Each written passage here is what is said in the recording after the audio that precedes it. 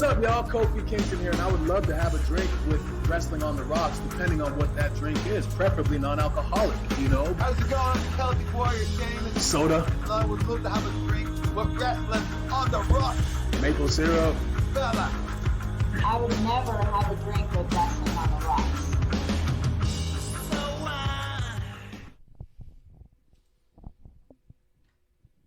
Welcome back. Hello, our drinking buddies, our friends. I am at Ref Marsh. We are at WOTR the show. With me today is at Crybaby Klump.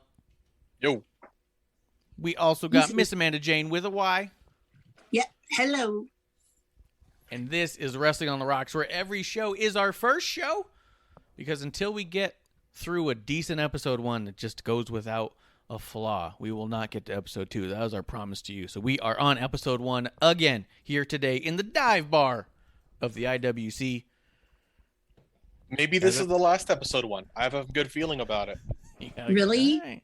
Yeah, this could be it. I don't want to jinx this, but I feel like this could be the final episode 1. Really? Yeah. I feel like I was real nervous Las that like Vegas- green slime was going to fall on Clump's head right then. Like Same Nickelodeon here. style. I was like, oh no. Yeah. No. Vegas betting odds say to me, no. Yeah. We're gonna still have an episode 1. I mean, more likely than anything, I would actually have like a Janet Jackson-esque wardrobe malfunction. Ooh. Yeah. That's true. That's a good point. Mhm. I believe that entirely. Yeah. Let's see, guys. I'm in a good mood. I had a lot of fun watching wrestling this week. I did not have a lot of things that really bothered me, so my drinking today is celebration. But we're going to talk about that Really? because I know. Oh yeah, my favorite thing today was as I asked Miss Amanda Jayne and Klump if they were prepped, if they were ready, if they watched it. Both of them went, "Oh, I watched it, and I was not happy one bit." And I was like, "Hell yeah!" Stackhouse, whoop whoop. Stackhouse Games. That's right. Stackhouse has changed it up. Sam Stackhouse _games. Give him a follow, guys. If he's not an affiliate, he fucking better be by the end of the night. You need to hit up my boy Stackhouse. Hit up West Coast Pro Wrestling, WC Pro Wrestling, I think, on Twitter. Or if not, you'll find me with their propaganda. Yeah. Yeah. So Launch if it. you're, West Coast Pro, we want to get you over there, Sam Stackhouse. So do what you got to do. Yeah. We create stars, apparently. And then Marsh can meet you in person, and you can realize that maybe being a friend to him is not a good idea. That's right. You can beat me Yeah, up. the man, the myth, the legend, the disappointment. Yes. The absolute disappointment. Damn. So cold. So good. I gotta throw it back at him. Clump's like 100% excited and anticipated every time I go to hang out with him. 100% disappointment 100% of the time I hang out with him. No, more than anything, and I know other people will say this to you, when I spend time with you, and it's amazing and I love it, and you're impossibly sweet, like, no, I don't think that gives you enough credit because of your demeanor, because you do everything you can to show the world that you're not, but you are impossibly sweet. You leave and I'm like, damn, I'm a shitty person because I did something wrong, and it's frustrating. You need to live up to being a dick like you do, but you're just too sweet. You're just like, I could be better. But that's just it. Hey. Yeah, you gotta be exactly. better. For the horns, It's all people. good. It's all Or that good. new thing or whatever they do. Stackhouse does say in the chat, I just watched their show on IWTV the other day. Stackhouse, the other day you watched their show, and another day you could be on their show. Let's get you on that show, man.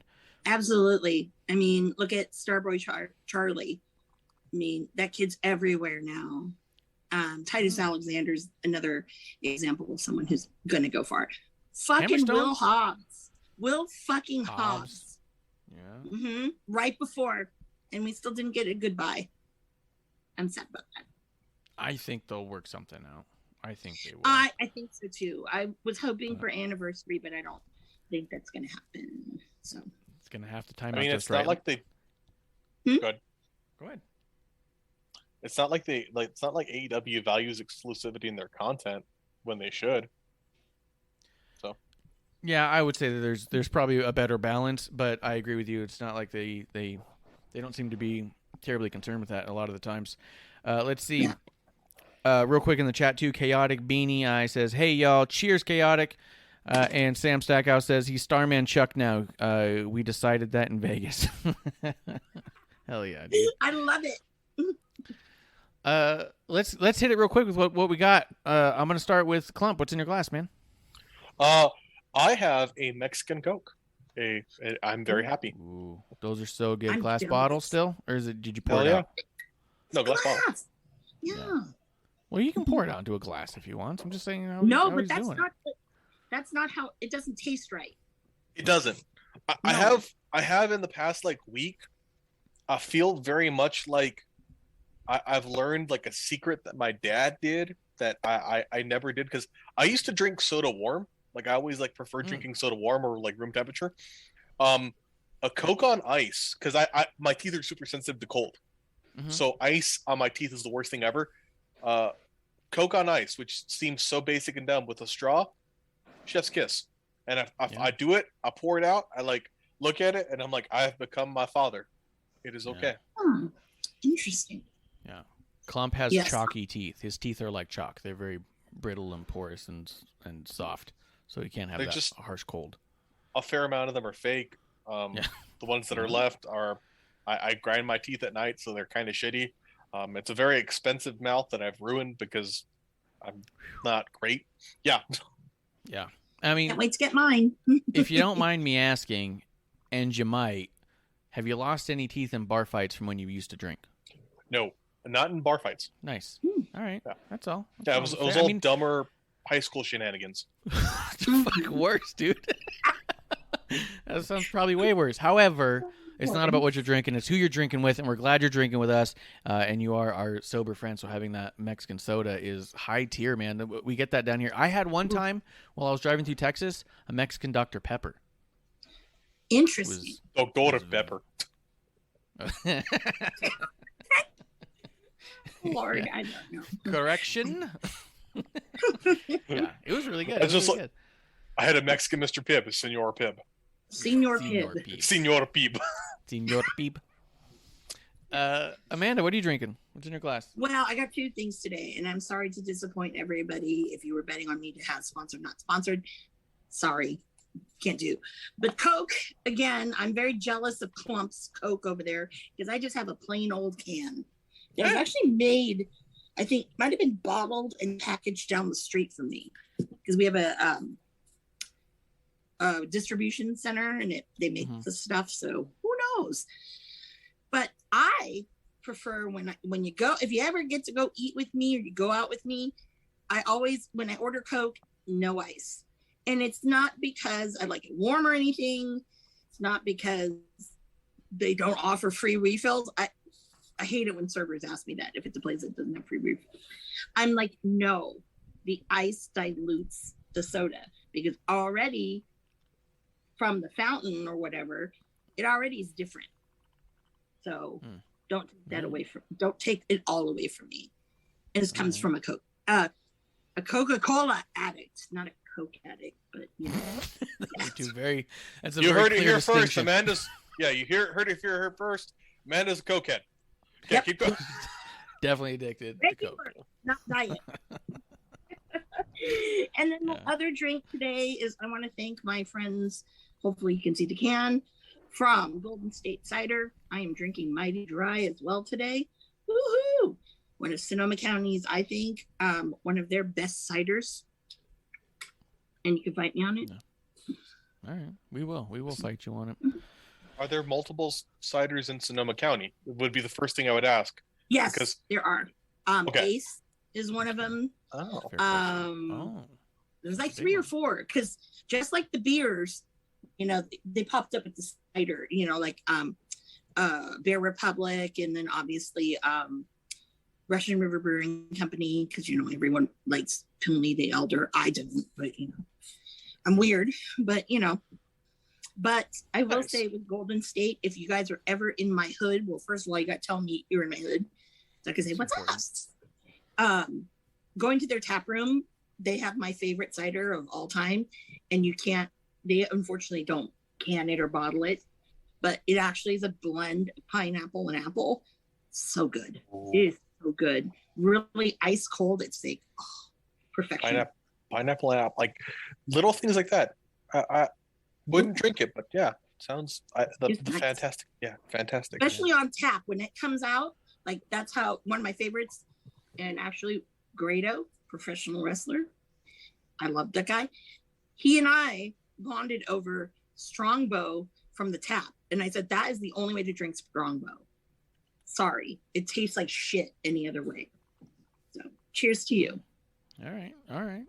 Cheers to you. I am having, because it was a couple reasons, but I am having the Stone Cold Steve Austin's Broken Skull IPA. Oh. Nice. Because I had a couple left in the old fridge because I was going to take them with me to Vegas. I was hoping to run into a friend and give it to him as a surprise, and turns out he was not actually in Vegas during that time, so it did not happen. I was thinking about shipping them, and I thought about the difficulties with just blindly shipping beer through the mail service.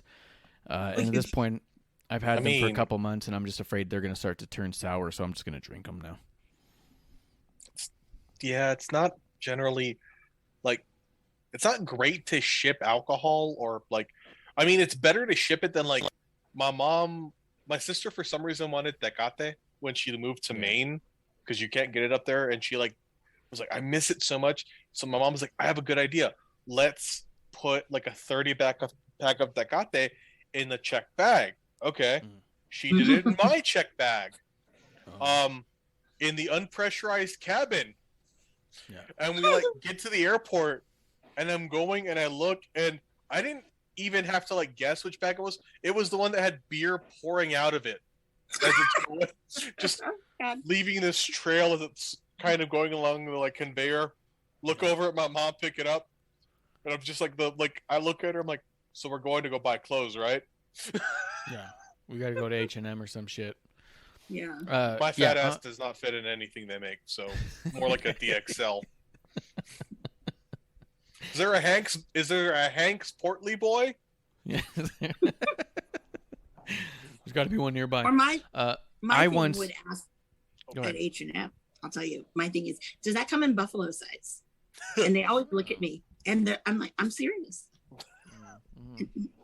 When I was living in New York, I came to visit some friends here in Arizona, and I knew they didn't get Yingling, and they'd never had it, and I was like, they gotta experience Yingling. So I'd taken a 6-pack and wrapped them all, each bottle individually, in like a sandwich bag that I put like a piece of bubble wrap around, and then wrapped inside of a T-shirt for all 6 of them, and packed my bag full of all my stuff and the 6-pack of beers, because I was like, I'm gonna get them over there, but at the same time, like you said, man, that's an unpressurized cabin. I was like, these fucking bottle caps could pop right the fuck off, and I'm screwed. So I tried my best, and then that bag got promptly lost when I got to Arizona, and I was like, well, fuck, because that means this thing's just rolling around somewhere. And then they found it like a day later. I have them drop it off. When they drop it off, the thing looks like it's been stepped on, kicked in. The handle's been broken off of it. Parts of it have been cut and torn, where it's just like, it looked like it was just stuck in a fucking like machine. Like a machine. Yeah. I was like, holy shit. Like, I was like, this is fucked. And I was like, well, at least I know everything's destroyed already. You could tell from the outside. I open it up. Everything perfect, dude. It was insane. Couldn't fucking believe it. Damn. What the Could hell? not believe it. So we promptly put all those into their fridge, and then we had them over the next couple of days. But nice. Well, I think I had something local and had them have those. So, but it worked the one time. So that's why I thought, and we drove to Vegas. So I was like, oh, you know what? I'll put these couple beers in a cooler, take them up with me. And then right before I went, my friend was like, yeah, I'm not going to be there. And I was like, fuck. Like, and now at this point, I just don't want to feel bad. And yeah. You didn't go do the whole let me drop them off at your front door kind of thing. They live in Chicago. We were hoping to meet in Vegas. Oh. Yeah. So I was gonna do a thing, but no, it's just not gonna happen. I'm just gonna drink it now. And here we go. Well, speaking of Chicago, there's drinks that I don't get that people like you have to experience, and I blame. I'm not gonna name this person, but I blame this person. They're like, "Oh, have you had Malort yet?" And I'm like, "No, don't ever do it. Don't do it." Don't do it. If a person in Chicago, when you're in Chicago, tells you to do it, don't do it. Don't Anything be dumb. that ends in ort, I just don't drink. I know, but yeah, there was pressure. All right. Well, hey, makes sense. Let's see. So, yeah, that's what. Oh, there's a bug on my mic. That's what we were drinking. Guys, I'm having a good time. Let's talk news. I don't have a ton of news. One of the things I wanted to bring up, because I know producer lady wanted to, but she's already asleep. That's just how we roll here. Oh no. Carmela's wine, Capo Cagna, has been rebranded to be called Kappa Cagna, Capacagna. It is Italian for boss bitch, which is fantastic. But they made a big announcement this week. They are now selling rosé on top of the Chard and Merlot. And if you ordered as of up until tonight, so if you're watching live, you still have time to get on there and do it. If you order by tonight, if you're listening to this on podcast, it doesn't come out till the day after, so it's already too late. But if you are watching live, you can go to capocagna.com now, order, and if you get that rosé within this time frame, you can be part of a virtual happy hour with Carmela, which is pretty fucking cool. Are you serious? Shut the front door. Yeah. I bought some. That's awesome. That's awesome. We got some right away before I even got into the other thing that's really cool is you have to order at least 3 bottles because shipping is so expensive that they want to make it worth it for people. Mm-hmm. But they also allow like payment plans. So producer lady jumped on it. I think she accidentally got 6 bottles. She meant to get 3, but she got a 6-pack. But like every month it's going to pull just a little bit out of her account and we're going to be fine and you know all that stuff. I mean not that we were like in dire straits before, but it's just going to be this little charge that goes and then she's going to get I think she's getting 2 rosé, 2 Chard and 2 Merlot. I'm probably going to drink the Chardonnays. I don't think that she's a Chardonnay person, but the rosés and Merlot are all hers. But yeah, so she's going to jump in on there. So hopefully you, producer lady, and Carmela will be having a few sips. Yep. I'm going to bring the Sonic plain slushy. Pour her wine in there, big girl.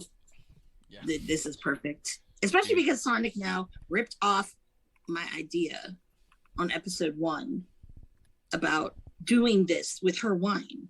So now they have wine slushies. So big middle finger, Sonic. Where's my money, bitch? Klump, was there something you were going to say earlier? I was thinking, like, didn't somebody die? Not Norm Macdonald, I know that one, but like, didn't somebody pass that was wrestling related or something like that? I don't know. Happens a lot. Dark Side of the Ring's back tonight. Dark Side of the Ring's back? Yeah. Who's tonight? Plane Ride from Hell.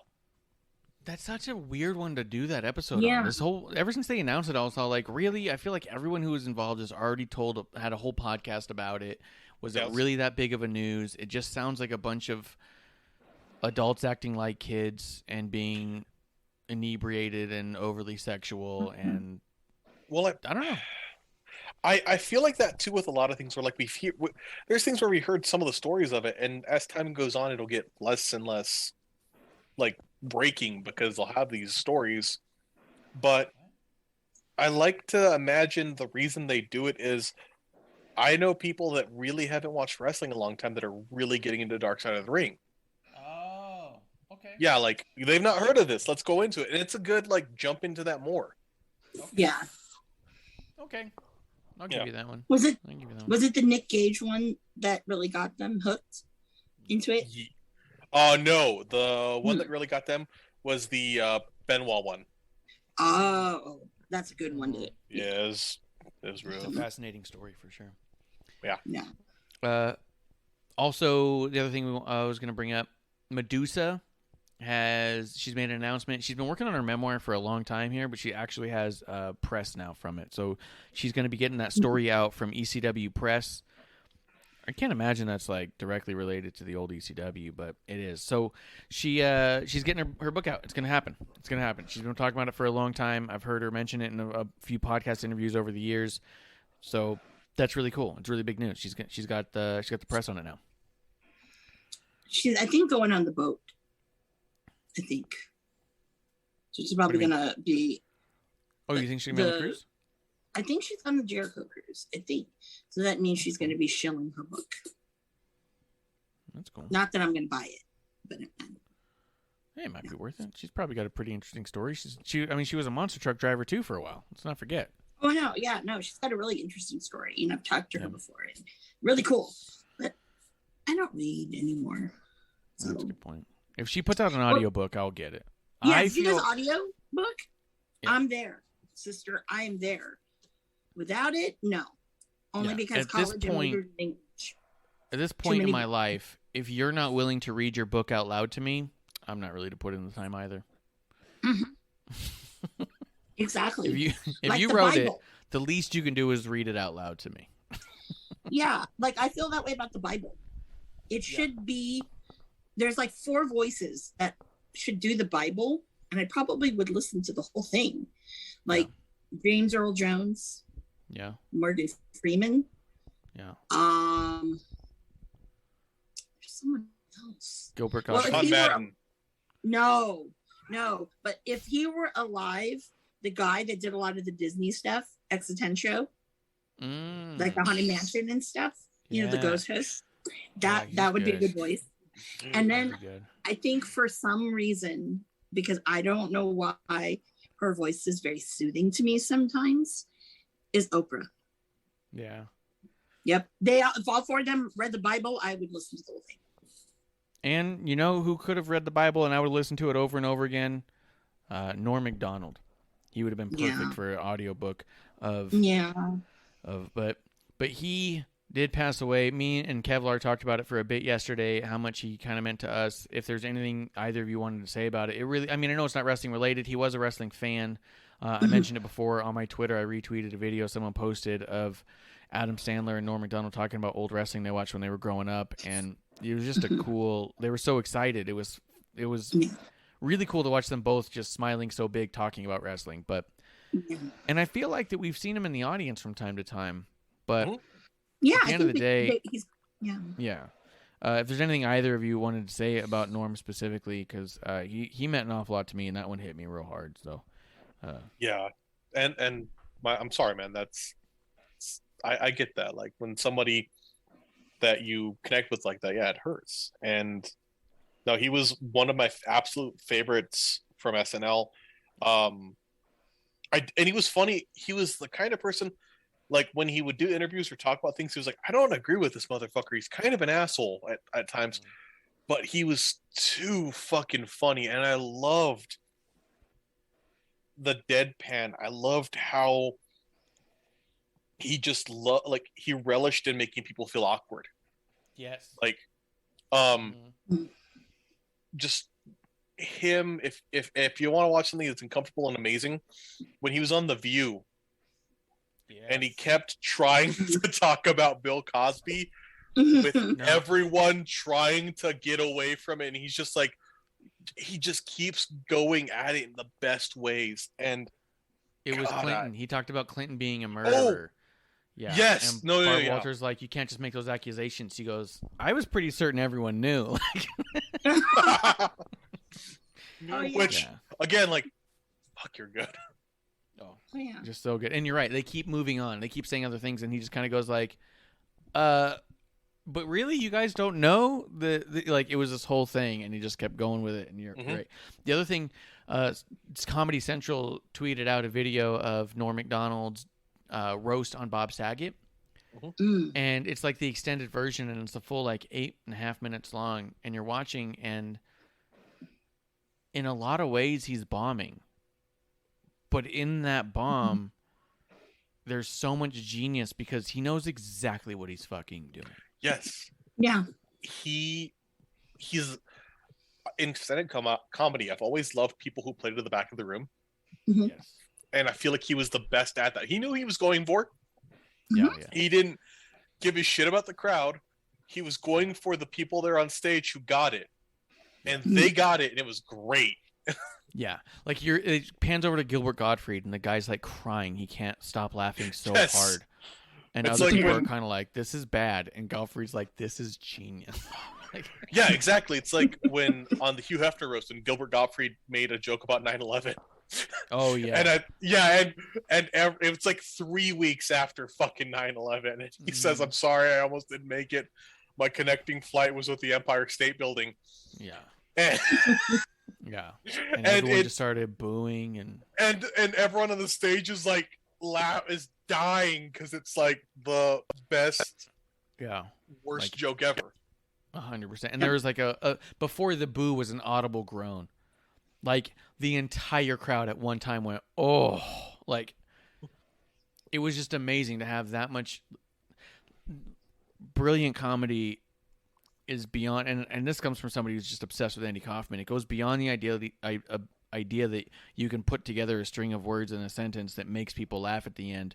It's being able to control the emotions of those in the audience in mass. You've controlled the entire audience to react a certain way, whether that be groaning, whether that be an awkward feeling, whether it be absolute laughter, whether it be confusing them.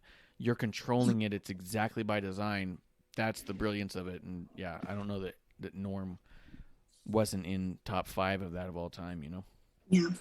Well, when you say, speaking of that, like my favorite, probably one of 3, I would say favorite skits of Saturday Night Live has to be the Jeopardy when Norm was Burt Reynolds. Because Turd Ferguson. Yeah, I just, for me, when I think about it, is each and every one of those guys, I mean, it just made it so timeless and just like, this is like great, because now I hate watching SNL because everyone just cracks it. They can't hold it together. Mm-hmm. Yeah. And it bothers me because I'm like, yo, you need to hold it together. Because I know if I were one of those 3 and I was doing the Jeopardy thing, I would have been on the floor. But, you know, and it just makes part of what made it so great is they did. Yeah. And it was, it was something that people like remember because, no one's going to remember, I believe, didn't he start the year that was the worst Saturday Night Live cast ever with like Robert Downey Jr. and Joe Piscopo? and Michael. Yeah. So Joe that I'll Piscopo. always remember too. But yeah. Like there were a couple of diamonds in the rough, but yeah, I think that for me that was one of my favorites of all time. No, there's a lot, and his Weekend Update was. Oh, Weekend Update was great. I love Weekend Updates. Incredible. The note to selves, dirty work I've seen more times than probably any singular film in my entire life. Even Bishop from TW Takes, so TW Takes Podcast. .com/TWTs, put in promo code Dive Bar, get a discount on some of his badass shirts. But he texted me this morning, he was listening to yesterday's podcast, and he mentioned his favorite part of that movie, and he talks about it all the time, was Chris Farley G7 fighting man. And Norm's like, you just hit G8. And goes, what? And goes, I like pina coladas. And they fucking start fighting in the bar like I missed Chris Farley. It's another good guy. A good one. Someone posted a picture of Chris Farley and Norm Macdonald looking at each other and said, heaven's a hell of a lot funnier right now, I'm sure. And, yeah. Or hell. And one thing, cool. Or hell. Yeah, hey. That's a good I'm point. not shitting on him. Just yeah. You believe in what you want to believe. Yeah. Yeah. Wherever the stand-up club is on the other side, they're there for sure, and they're there together. RJ City put out a good tweet, and I won't dwell on it because I talked about it a bunch yesterday, but he said that Norm Macdonald was a genius who decided to tell jokes, and to me that was just so poetically perfect. And Bishop coming through the chat says he's here, so cheers Bishop. But I agree with that. That is like a pretty amazing statement. Yeah, he's I mean, I always think like the best comedians are really truly like they are.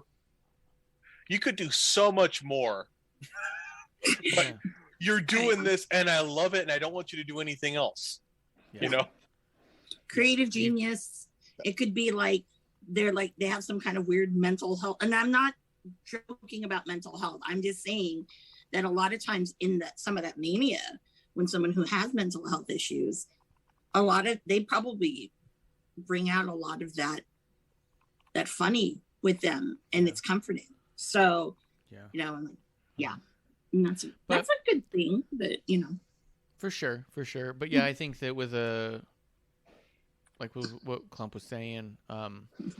What I think is nice about it is that sometimes people are referred to as, oh, this person was a comedic genius. This person was a genius at comedy. This person was a specifically aimed thing, and it's like Klump's kind of alluding to. No, this guy was just a general genius who decided that his main focus was going to be making people laugh and make him happy, and Yeah.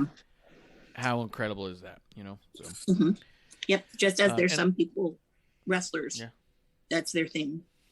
Yeah, geniuses find something to latch onto and be the best at it, and that was Norm's thing. Grim Reaper coming through the chat. Cheers to Grim Reaper. I only have one more thing for news, and we can get into the shows. But Charlie Dempsey was announced to be coming to NXT UK. That's William Regal's son. So I'm actually really excited about that. I don't have a lot to say about it other than he was announced by WWE that he's going to be entering NXT UK soon. And the idea of someone... I mean, it's Regal's son. Like, yeah. Fuck. It's like Finley's son, You're like, you can't tell until you see, I mean, hopefully it's not like Scott Hall's son or Ricky Steamboat's son or David Flair. My understanding of Steamboat's son, though, is he was actually really good in FCW, but something just didn't click outside of that. Yeah. But, or Sim Snuka. Yeah. I mean, but Regal's like also a brain for it all. Yeah. You know what I mean? And he's a talent scout and a trainer. Like, Regal's a special person where it's all like, well, goddamn, like, you got the whole gamut in one human, and that's your dad? Fuck. Yeah, and he's connected. That's a hard. Yeah. So hopefully, he's just almost as good as his dad, but better. You know what I mean? Yeah. That's gotta want your dad. We'll see how it goes. Yeah, well, I think you ignored this bit of news because of one of the people in it. But I would like to say congratulations to Candice LeRae and Marsh's favorite person on the planet, Johnny Gargano. They're having a boy. Oh, they're having a boy? That's cool. Yeah. You didn't watch the whole thing. I couldn't. I tried to watch. They did an announcement on Twitter. I tried to watch with the sound off. I didn't even click it to get the noise on. Gargano was playing with his dog with a balloon, and it was all like, oh, it's the baby announcement thing. And I was like, oh, okay. So I start watching it. The dog starts kind of nipping at the balloon, and I was like, oh, the dog's going to pop the balloon. It's going to be a color. It's going to be the thing. Again, I did not put the sound on, but Candice walks into frame. She says something to Johnny, deadpan, and she got the best facial expressions. She's so good. Yeah. The camera goes back over to Johnny. He says a line, which I don't know what it was. I didn't hear it. And he makes a facial expression at the end of it. And the facial expression to me was so fucking stupid and childish. I was like, that's it. I can't watch any more of this. And I scrolled away.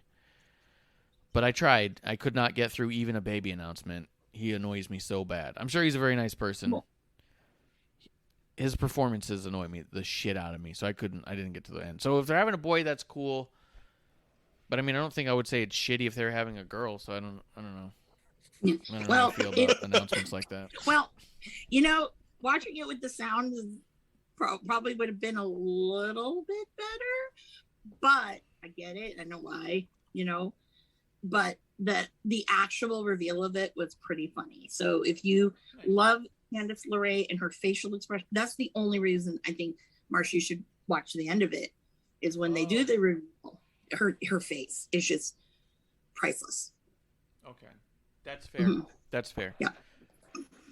Yeah, I hadn't thought about that. All I thought was I can't stand any more Johnny. I didn't think about the idea that there's going to be Candice down the line as well. So. Well, Johnny having the baby, I don't think so. Come on now. I mean, that's a good point. I was so distracted and annoyed that I completely forgot about the fact that Candice will be literally having a baby, physically releasing a baby from her body. I know, that's going to be awesome. Fucking little wrestling little baby. Yeah. Yes. Anything you want to say about a Klump? I feel like we've been talking all over Klump. It's all good. I mean, congrats to them. I would say I would be disappointed if they were having a girl, just because I want to be a yeah, they're having a girl. Just because fuck. Damn it. Actually, no, that'd be cool because now I'm not looking forward to in 20 years we're going to be bitching about Johnny Gargano II Yeah. being overly loud. I hope he comes in as future JG2. wrestling. He should come in as JG2. It'd be good. It's just, I don't know. Yeah. We'll get into it with NXT. I'm going to say more things, but it's Okay. that's cool and all. I mean, I'm excited for that. That's a thing. Yeah. Cool. And People they be didn't having burn babies. down a people be city making or babies. anything. What? They were able to successfully make the announcement without burning down a city. Like, that's good. I'm Progress. surprised. Like, okay, what kind of knockoff Jerry Lewis bullshit did he do when making the baby? Did he pratfall his way into it? Well, Oh! Was Austin Yeah. Theory in the corner watching? Going, yeah. Don't start me with Austin Theory, please. We're We'll gonna talk get about to- that when we talk about NXT. oh, we'll get into it. Before we get into that, was there any other news by either of you? Didn't someone just sign with MLW? Bobby That was a big Fish, deal. Bobby Fish.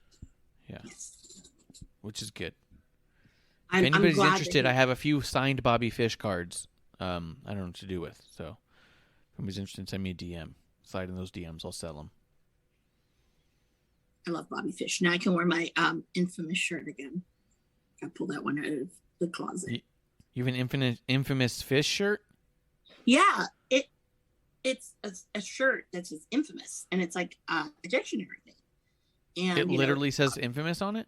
yeah, it says infamous, and Well, then this took I a think- turn. Yeah, well then it says infamous, and then That's- there's the definition of it, and the third line was see Bobby Fish. See, I thought you were like being clever with your No. words, but you were being quite No. literal, and that I was was a being surprise quite to me. literal, quite literal. Yeah, that was one of my favorites. I think there's a Okay. picture of me and Red Dragon with it too on, All right. I think, but I'd have to look back. All right. Klump, was there any news that you were aware of that you wanted to throw out there before we get going? I know we got a late start to the day, so I'm not saying we need to have something. You don't need to find filler. I just don't want to step over you if you had something you wanted to say. Like just generally news. I could talk about taxes and stuff. No, I don't think thank it's you. appropriate for Text the picture. show. Okay. All right. Well, Yes. I mean, maybe next week. We'll shelf it. We'll We'll table that one for later. Episode 2. We'll We get it can on do episode 2 for sure. No doubt. Mhm. That'll be the theme of episode 2. Episode 2, taxes and you. Klump's like, I fucking hate you guys. Wrestling with taxes. Wrestling with taxes. So all right. So before we get into the shows, real briefly, TW Takes Bishop is in the chat. He says, "What's with the subtle Cena flex behind you?" Or is that something else? He's talking about these banners I've put on over here to match my pin over here.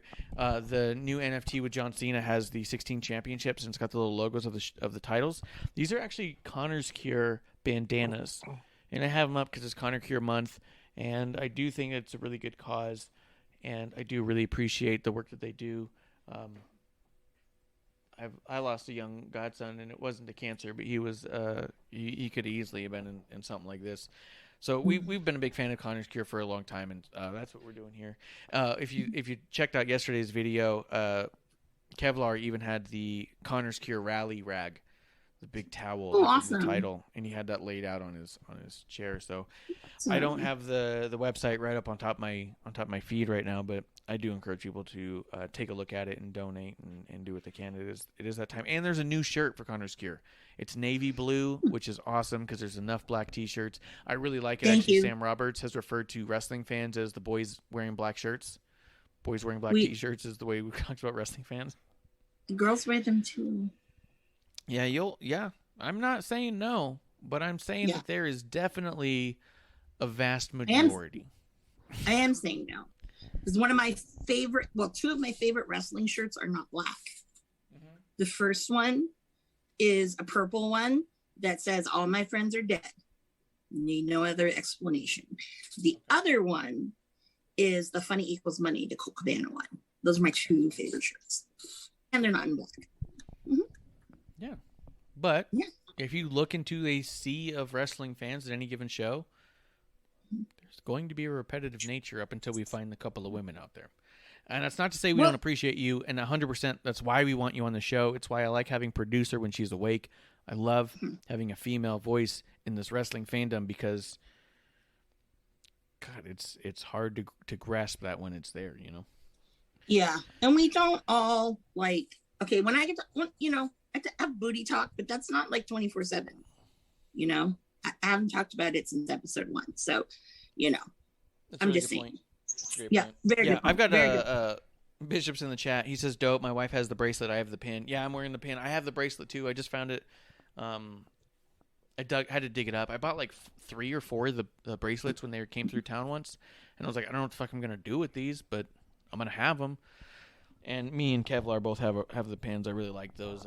But yeah, they're selling. Not only are they selling the new shirt, they're selling last year's shirt too, which I really liked because I really wanted last year's and I couldn't get it at the time. And this year I'm gonna pony up and get both. And Oh, awesome.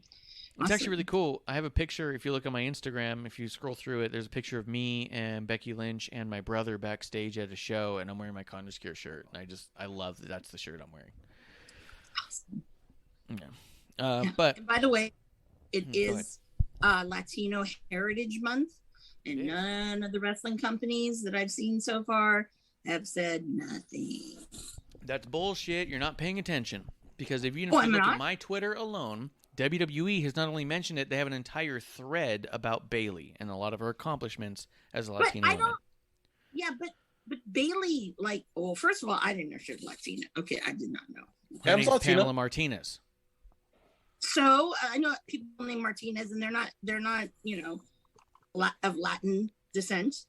Just not It's true. Yeah. That's just not true. That's where the name That comes is from. true. It means son of Martine. Yep. I don't know who Martin is. Okay, I don't It's know. like saying, But I'm saying bad on Ring of Honor because they have some of the best, like right now, luchadors over there. Mhm. Bad on damn AEW because they've got some, pretty influential, I think, Latin people. I'm just saying. It's not like they have a god of Latin descent No, I didn't say that. No. that they push all the time Yeah, that could it's talk not- about it. Yeah, No. Yeah. Mm, Spanish. Spanish. Yeah. I mean, even Mexican. then too. Thunder Rosa. I mean, you're not talking about Thunder Thunder Rosa. Rosa. Come on now. Yeah. Come on. That woman, she has pride in her shit. Yeah. More so than anyone. And it's real. It's not like fucking Hulk Hogan in the USA flag. No. No, that's true. Yeah. I will say if you keep an eye out on WWE's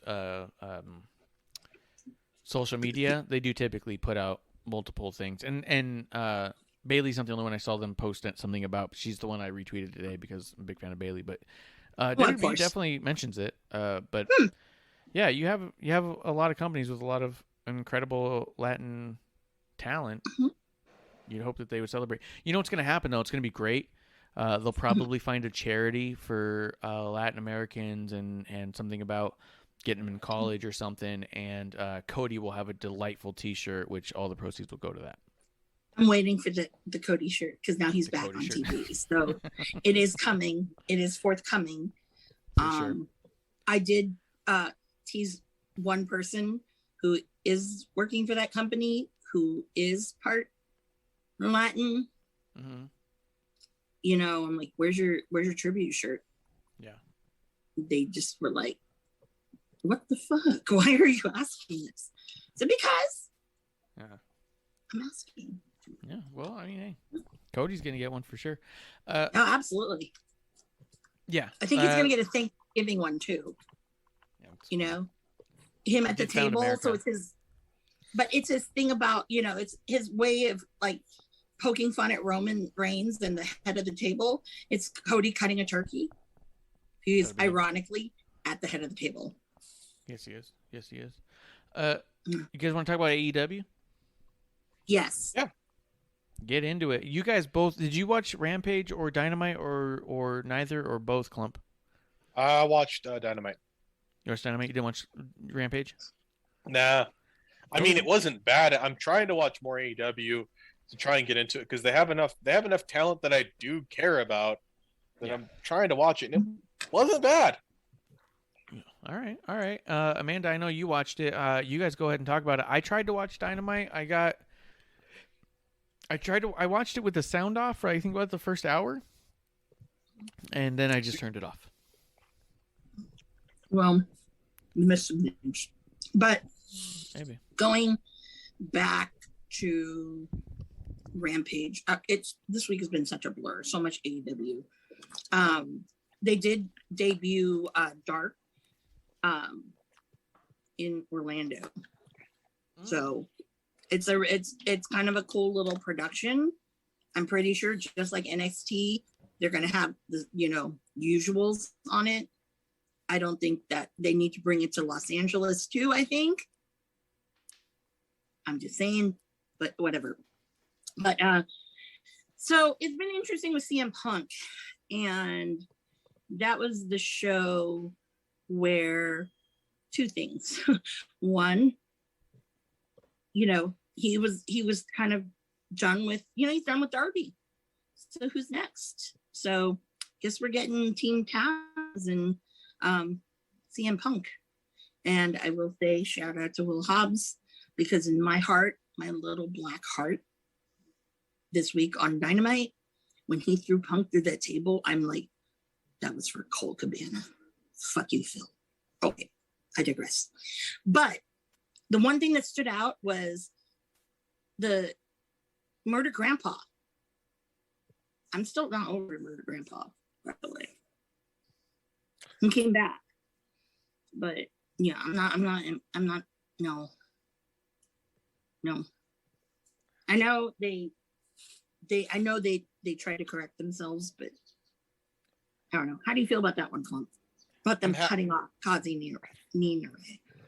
I'm not happy with the cutoff there, honestly. Though I'm happy he's back, because last week I was rather frustrated with the match. It felt way too fast. It felt like it could have been so much more, and it wasn't put there. So I'm happy to see them extend the feud. I think more can be done with it.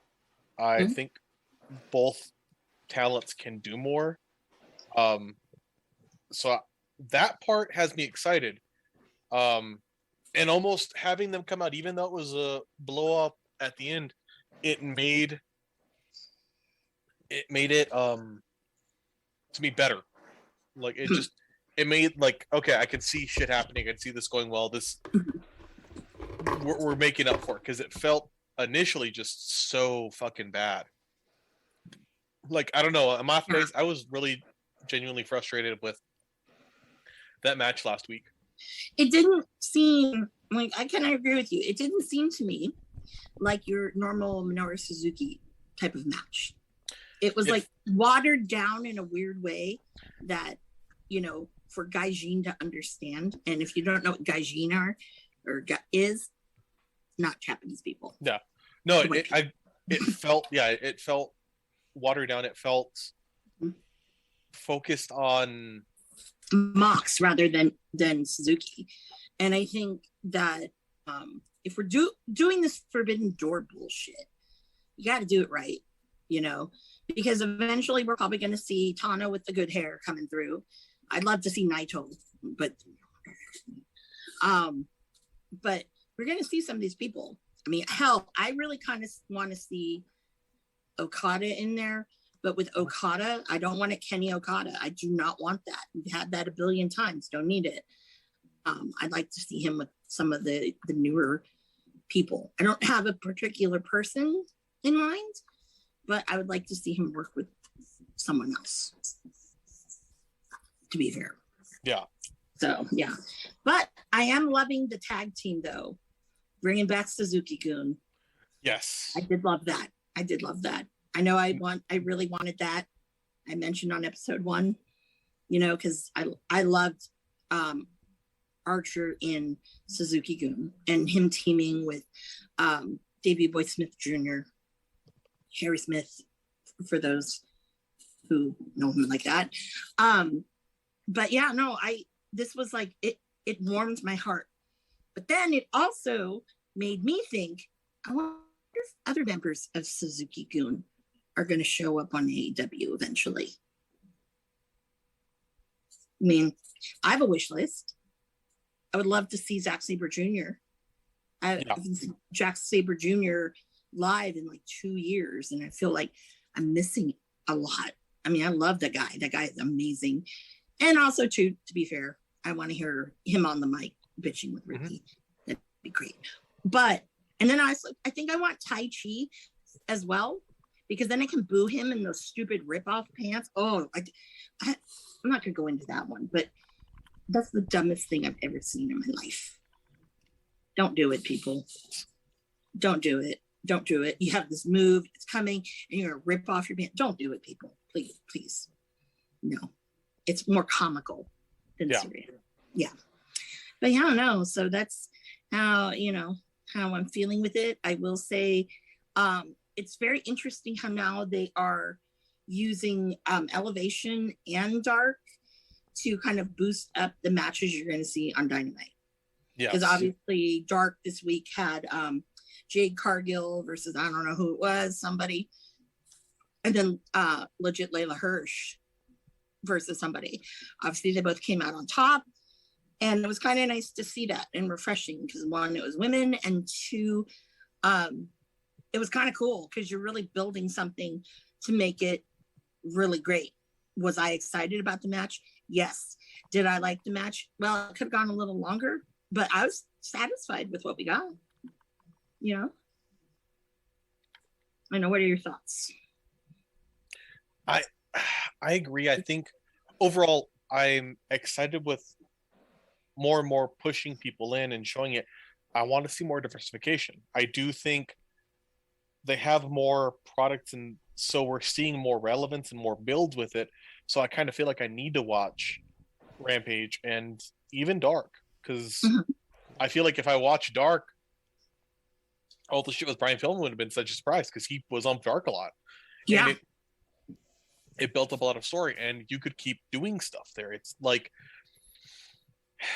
it's their NXT, and they need something like that, because to me, there's a lot of what they do that I love, but it doesn't feel polished. So seeing more of that, I'm in for. Yeah. In terms of, just the New Japan stuff, yes, I want to see Zack Sabre. I think he'd be fantastic. I'd like to see, honestly, like, I feel like Juice Robinson would be fantastic out here. Him and Finley, yeah. Absolutely. Even just him by himself, he's not a bad single star, but they really kind of just threw that. Basically, I feel like they steamrolled him with Mox. Yeah. And it was a good match. I love the match, but it steamrolled him. Yeah. He'd do great by himself. Okada, I think, would be awesome, though.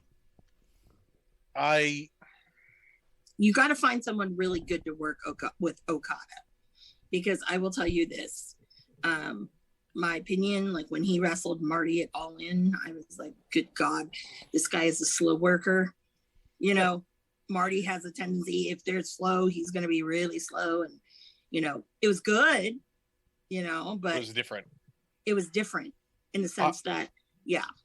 Well, I worry about Okada in the sense that I feel like if they pulled him in, Okada and Ibushi are going, if either of them, they're going to be immediately put with Kenny because they can't slow build things when they shouldn't.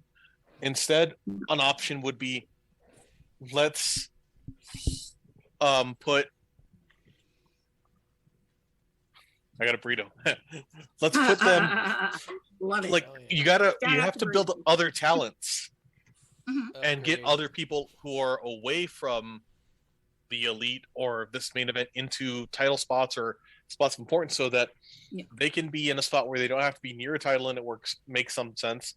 And or you can build in stories where Okada comes in, fights someone, and builds up, and then Kenny comes in. I really don't like what we've seen where it's one shot goes. What I've liked with Suzuki is that it wasn't that, because I was totally expecting it to be cool. Mox won again, no more. Yeah.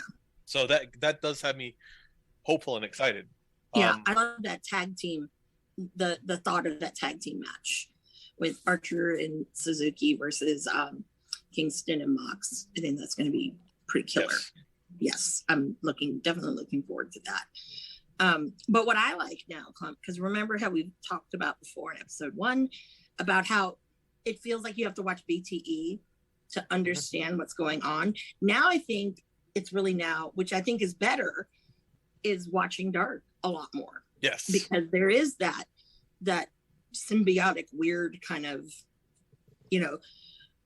incestual relationship that I'll call it that happens in there. And sometimes I think that things do get missed or things are amplified. Like, for example, Fuego del Sol. If you were just the casual viewer and watch Dynamite, you're like, who the fuck is this guy? I don't fucking care. Why should I care? But when you watch Dark, it's like, oh yeah, he's like the little engine that could, and you root for him because of that.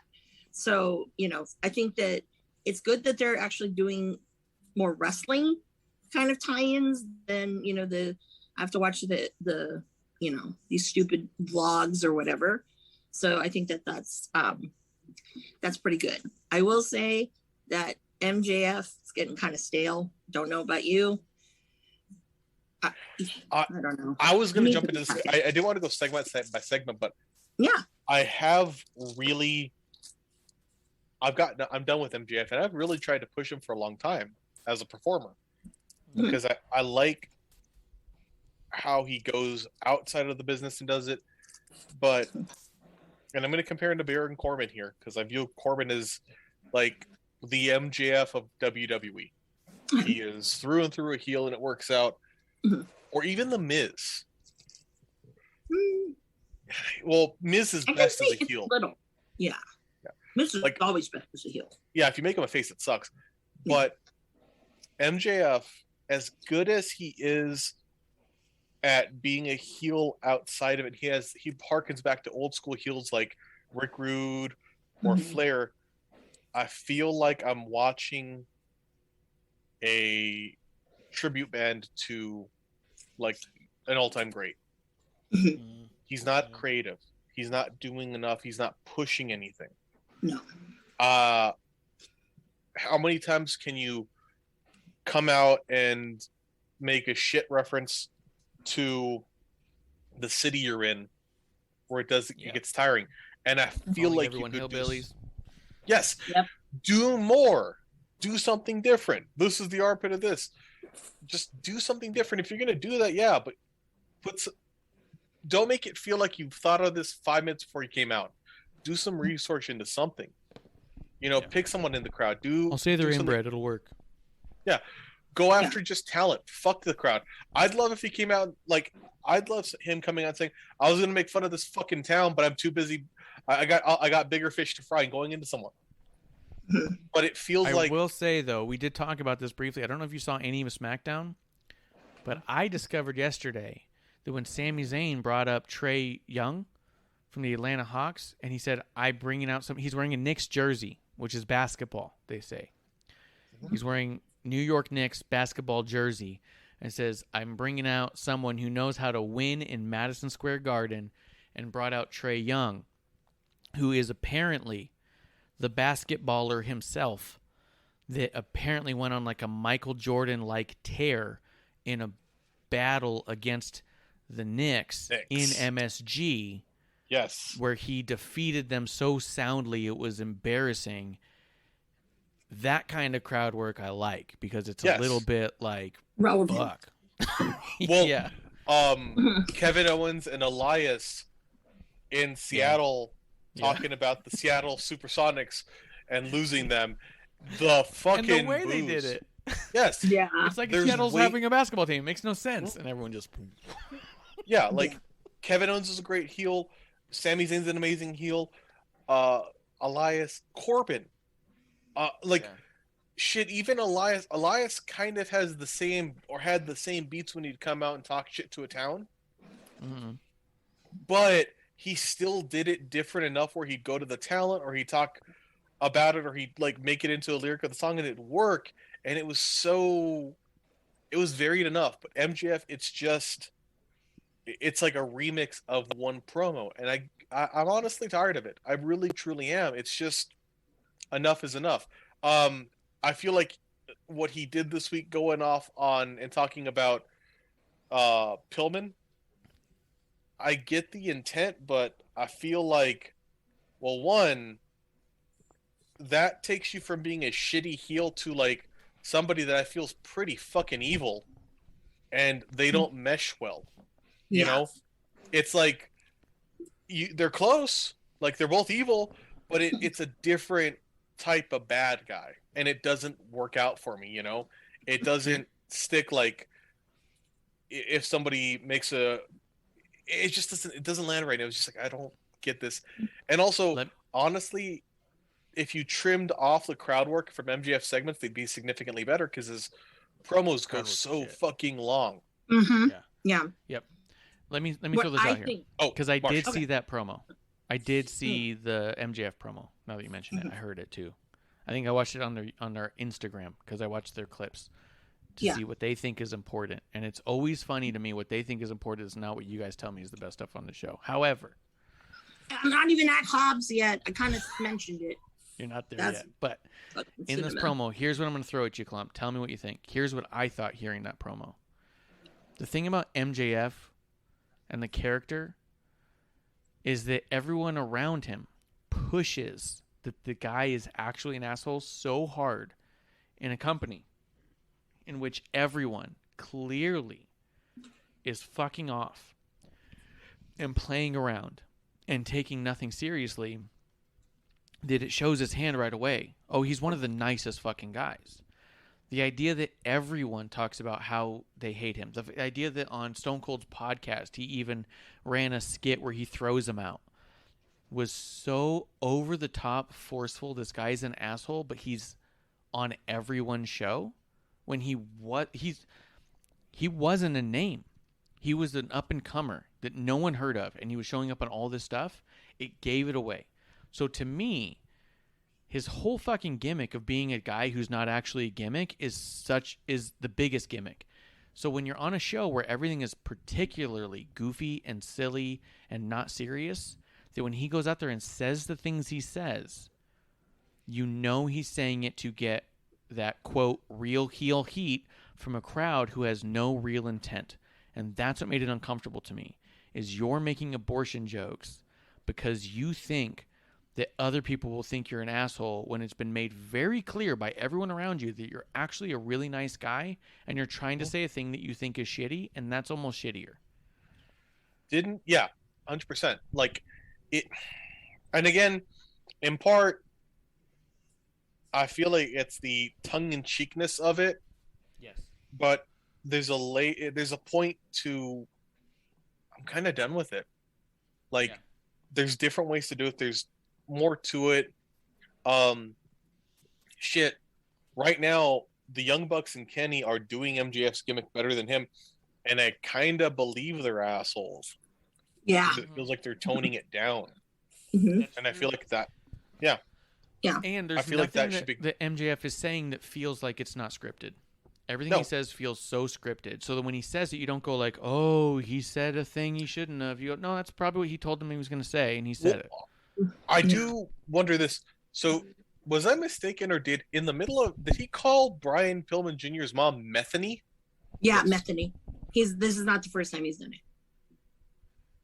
That's fucked. I get that's a thing where they kind of talked about substance abuse issues in it, and I'm sure they probably clear with her, but I don't. That's fucked to me. Yeah, you don't do that. There are certain things you don't do. And I feel like, good. You don't do it, but it's like the idea of you don't do it, so he did it to get the heat, only works in an environment where it actually feels realistic, and nothing about his character feels realistic. It feels like neither was a scarf for a while. Yeah, I know. Good. It feels like a open mic comedian who really likes Anthony Jeselnik, or who thinks the humor is purely in the darkness of it, saying the most outrageous, fucked up, offensive shit they can. And it doesn't, again, it doesn't really line up with everything else. Yeah. It I don't know, it landed weird to me. I was really not a fan. Last week, to the extent that I actually got bored and rewrote MJF's promo. Oh, yeah. You mentioned that. You can go ahead and, if you want to do a thing with it, you can. Nah, I'm good. It was more or less like I cut out the city stuff. I focused crowd work on, to me, like, I cut the city stuff to a line, and then I focused crowd work to the individual and talking about Jericho and what he did, and it's over. And when Pillman came out, and the only reason I left a line in there was Pillman coming out because it's Cincinnati. But then I focused it toward have it be a thing between them. Just go back and forth, back and forth, back and forth. Yeah. But yeah. Which also works too. The Cincinnati thing worked because then by acknowledging that Pillman is from Cincinnati the same way that, Mox is going to be acknowledging he's from Cincinnati, it gives inadvertently, or maybe indirectly is the right term, Brian Pillman that Moxley rub of, hey man, these are your boys, which is not bad. Yeah, I think what would have been better, and this, I don't know, I don't write this shit, but Tony, I'm just telling you, this would have been better because you're in New Jersey and there's all this shit. Where was the fucking bad boy? Where's fucking Janela at? Because I could see him like, whoa, coming out like, who the fuck are you? And, obviously, he'll job for, MJF, whatever. But, that would have been nice. And with like Pillman kind of running in, somehow and trying to, help Janela out, that would have been great. But, didn't happen. And I'm like, that would have been, I think, better for MJF because then it's like, okay, it's something different. It's not the same bullshit we see every week. Yeah. I mean, beyond that too, like, so beyond MJF going way too far in a shitty way, I feel like over and over again we kept hearing them reference Brian Pillman, and like, oh, he would have been disappointed in you. Like even Taz and Brian himself being like, yeah, he would have been disappointed in what I did or shocked, and that shit didn't really line up to me because as far as I remember from the mythology and story of Brian Pillman, he was the loose cannon who kind of pushed himself away from wrestling. So I don't think he'd give a shit. I think he'd maybe be like, you think that but he's probably proud I'm working the crowd. I don't know. I don't know if that character and that legacy works in a space where you're trying to create like a genuine supportive mythology. Does that make sense? Like it doesn't make sense if you're trying to like make this story like it's not Eddie Guerrero, where you say like he's looking down on us. It's like the guy worked the business. I don't think he's looking down proud of you for the fight. Is that off base? You get me? Yeah, I get you. But yeah, so that sucked. Yeah. No, well, I can't. I'll be fans, but but yeah, no, it's really old. I mean, that's getting old. Omega's getting old. At least Bryan Danielson's bringing something to it. The Bucks, I'm glad they lost the title. I'm excited for whatever Daniel Bryan does after Kenny Omega, to be honest. Yes, that too. I have zero interest in what he's doing with Kenny Omega. Yeah. If Bryan wins on this, did you guys notice that this coming up Dynamite, they have Bryan Danielson against Kenny Omega and Ruby Soho against Britt Baker? Those are like two fucking pay-per-view matches on a Dynamite for sure. Yep. Well, the Dynamite is not going to be for a title. Yeah. Both. I think the Ruby is. The women's is, yeah. Ruby, but I think they're going to build both up, which is fine. Yeah. I'm not saying good or bad. I'm just saying I'm kind of surprised, and I don't know how to feel about it other than is it in a big city? Like, where is it that makes it like, hey, we should be doing Arthur Ashe Stadium. Yeah, it's the New York one. It's the big deal. The New York one. Yeah. Okay. Now you get it. Okay. Well, and also I feel like I kind of have appreciated that AEW's done less pay-per-views and more of these like weird hybrid ones where they're on TNT, because let's face it, their pay-per-view buys other than on like a pay-per-view have not been doing probably great online, because fuck, $50 for this when it's $10 on the network. I think it's better to make it special events on your channels. Like, we're gonna do this on TBS or TNT primetime this during this spot. I think that's a smarter idea in my eyes, Yeah. versus $50 a pop for a pay-per-view, or $30 or $20 for like these little shitty ones. The AEW in your house. Yeah. No, But I agree. yeah, that's what I keep thinking. But yeah, I think they're gonna both build to something longer, which I'm not opposed to if they do it. I question them doing it because it seems very much that they're big on feeding someone to Kenny or feeding someone to their champ. I'll go beyond Kenny to their champ, and then they're fucking nowhere near that title for a long time. Yeah. No, I agree. Anything else on the AEW front that you guys are happy about, excited about?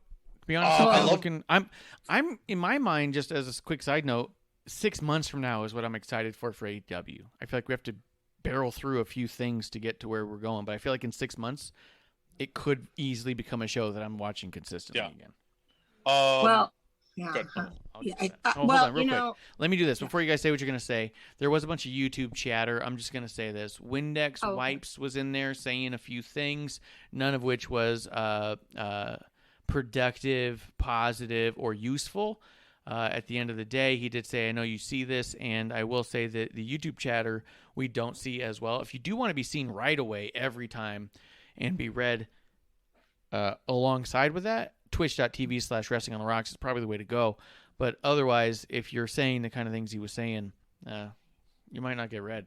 So he does say he wants the card. So if you send me a DM on that Bobby Fish card, I'll sell it to you. So go ahead. What were you guys saying about AEW? Oh, go ahead, Klump. Okay. Well, otherwise, I feel like the show, I wasn't too mad at CM Punk on commentary until the weird shit with Taz, because it was just so awkward and weird. And Taz, it wasn't CM Punk, it was everyone around the situation just made it weird and bad.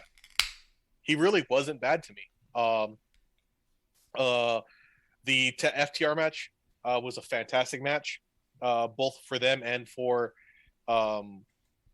Matt Sydal and what the hell's his name? Like, I was really happy with that.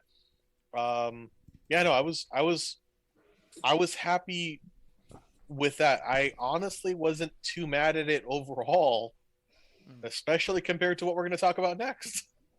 Yeah, and yes, I agree that CM Punk thing and Taz was a little bit weird, but then of course, what's coming out of it is, to me, really, it hits me here, just because this is someone that I know and someone I've seen wrestle for like 6 years, and struggled. And there are people that I know that are in the Bay Area, and you all know who you are, who was like, why do you like Hobbs? Why do you think that he's going to be something big? And look at him now. Next Friday, he's going to wrestle fucking CM Punk. I would have never imagined that, and I'm like, oh. And then Hook, I'm like, when the fuck are you going to wrestle, little guy? Come on, Okay. But to be devil's advocate, you just said Will Hobbs is big time because he's going to wrestle CM Punk. But Hook is also on the forefront to wrestle CM Punk, and he's literally had no matches and has done nothing, and he's a goddamn child. So yeah, I know. Wrestling CM Punk right now in AEW is not this holy grail. I mean, it is to the talent. I'm not going to disregard that. Yeah. Like, it is to the talent. Yeah. To wrestle CM Punk right now is a holy grail of, oh shit, this never could have happened. And this absolutely is important. But the idea of having a match with CM Punk in and of itself is not important if somebody the likes of Hook, who has proven zero to anyone, getting a match with him, then it becomes clear that it's either nepotism or unimportant. You know what I mean? Those are your options. I don't want him to have a match with CM Punk. No. I mean, him just wrestling in general, other people, like, Fuego del Sol and shit like that on Dark, he's not nowhere near should be on these TV things unless he's like walking with somebody. Now, what's going to be interesting next Dynamite is CM Punk's going to be in an interview. I don't know if it's one that's going to be live and somebody's going to have a live microphone and, whatever, because he's been very, very hidden from all of this stuff, is Ricky. And I'm waiting for that. And that right there, if he doesn't like explode into the universe after him and CM Punk, then you know what? Honestly, there's no hope. There's no hope for him. And I say this, and that's someone that is a friend of mine. And no, there is no hope. Seriously. Like, no, you're never going to be a main eventer. So, you can tell him I said it too, because it's the truth. I mean, is what it is. But I do think that with CM Punk, he's going through people a little bit fast, because now Darby, all of a sudden, him and Sting have a new thing. And aren't they wrestling like what, FTR? They're with that group of people, like the Pinnacle. Yeah, the Pinnacle. Yeah, I thought that was kind of weird, but FTR's been rocking it lately. Yes. So I think they're underused, but I'm enjoying them and Tully. So I could use less Sean Spears. Speaking of the Pinnacle, just no more Sean Spears, please. So. But it's getting good. It's getting good, Marsh. I think, if you watch a little bit more instead of the clips, I think that if you selective watch some of the matches, you'll enjoy it. Like Malachi Black versus Cody. That one, to me, is going to be very, very interesting. Yeah. Yeah. So. Well, Cody's not been a letdown. I feel they are finding more talent and giving them more space, so it's getting better. Because there's periods where it's like, I don't know who the fuck's good other than people who work together a lot. Yeah. I really liked FTR. I really liked the other two in the match. I think they worked well together, but I don't think the only spot I found sloppy was actually a fuck up by FTR to me. Yeah. I think I know which one you're talking about. Where he scoots his ass on the apron to kick. I'm like, that would look way cooler if you were right there. But didn't miss your spot. They worked well. It looked great. Both teams looked good. So I was overall pretty happy with it. I also feel because of the amount of people that they have, an influx of talent, it's not that we're now. It was before we'd be like, oh yeah, I'm not seeing these people on TV. We're only focusing on like these 5 people. God, that's annoying. And you get just tired of this shit. We have people that they're focusing on, and then there's good talent that don't have to be on every week. So it is a mix-up, which I like. It feels like a more stacked roster of people that they can depend on. So I'm down for that. Yeah. I think we need to chill on Sting and Darby, though. I do think for a little bit. I think we do. I mean, I don't know. That's one I think we need to chill with. MJF, someone needs to just beat the shit out of him. MJF needs some time away. Give him time away. And, I do I believe, think that, for me personally, and I really liked MJF coming in. I wasn't as impressed as a lot of people, but I thought, hey, there's a lot here. I do feel like that he's got to get the stink of Jericho off of him, and it's still there. Yeah. I feel like him being paired with Jericho was one of the worst things that could have happened to him. It's completely, not only has it cooled him off, it's made him look ridiculous, and a lot of his shit has become campy and corny and canned, and it's I think a break would be very good. Yeah, and I think him on the mic hides the fact that he's really that good of a wrestler. Let's face it, it's just on mic. In my opinion. No. Well, with him in particular, because he is a heel, it feels like every match is going to end in some bullshit. Which, I get that. That's cool. But you do pull away from things. And again, so much feels very one note. Yeah. I get that. Yeah. As far as like CM Punk being on commentary and shit, how did that work out? Well, It wasn't bad. I mean, he was better. To me, he was better than Jericho. yeah. That's okay. I know low bar, but he wasn't bad. He was aware of matches. He was pretty there, so I was cool with it, and I didn't think he was bad. Honestly, No. I was him over Excalibur because he also had a really decent rapport with everyone and made jokes with everyone that worked out. So it worked. I was happy with it. Him over Taz. Yeah. Excalibur and Taz are I think the good pairing together. They work well together. But with Punk, remember he for the long time was doing commentary and sitting there, with who was it, Michael Cole? Yeah. Yeah. I mean, he did it for a long time, rocking his Colt Cabana shirt back then in the day. Just saying. But it's fine. The guy's a talker. It's fine. Mm-hmm. If you had put someone like, I don't know, that would be really obnoxious. Like Orange Cassidy. He falls asleep. He's done commentary already. Haven't you seen it? No. Yeah, he's done it twice. And he's fallen asleep. He puts his feet on the desk and then, and they ask him, some more? And no answer. But I think that definitely they need it. I don't know what happened to Anthony Ogogo, but I thought he was really good on commentary. That's a good point. Don't know what happened for a bit. Yeah. So now the UK can't leave the UK. So now it makes me wonder, speaking of Brits, so is Pac here, living in the States? Or was he going back and forth? Because that's not happening right now for the foreseeable future. Good point. I'm not sure, to be honest. I mean, I'm not gonna pretend I know. I'm just curious because he's been in some really great, had some really great matches lately, and that's a bummer if that goes away. Just like with the pandemic, it's like that went away. So because I really kind of want to see him and Danielson. I don't know why, but I don't know. Sounds good to me.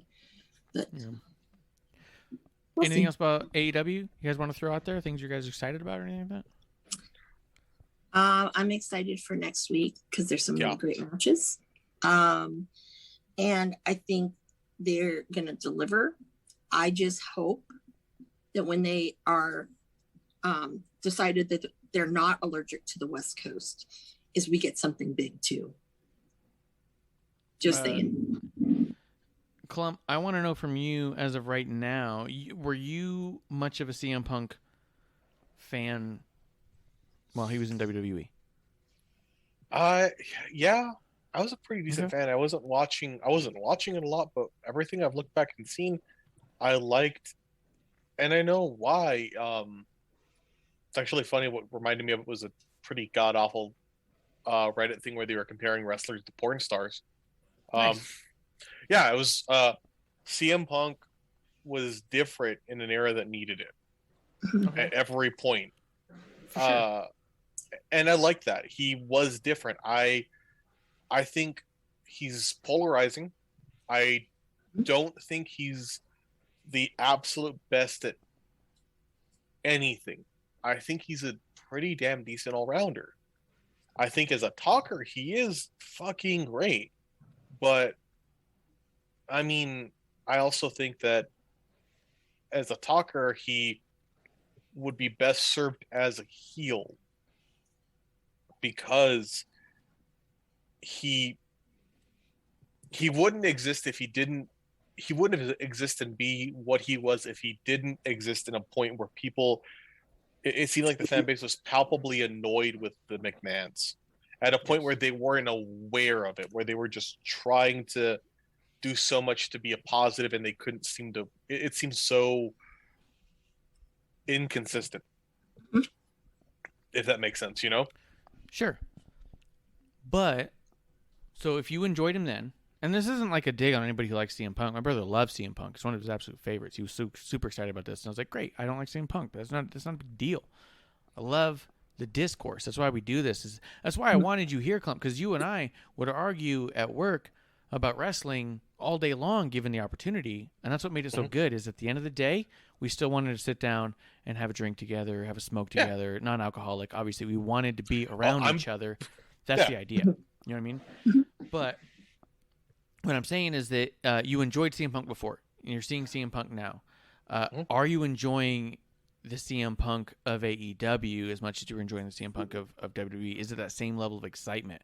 You know what I mean? Yeah. It's not you could lean into this or not, or you could go the other way. With CM Punk there, Daniel Bryan there, Adam Cole there, a year ago, AEW was really frustrating for you because your favorites were Kenny Omega and Young Bucks in Japan. They came over, and there was a huge shift in that.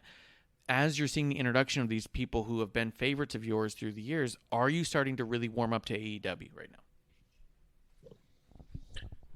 Good question. I'm getting to where I'm happier with it. In part, I think I'll say this. I've come to accept that there's going to be a built-in silliness to it that at times is frustrating, and I've had to get over that. But more, I think what frustrated me then so much was it was this built-in silliness from people who up to this point were silly, but it had pretty awesome, stellar, serious matches.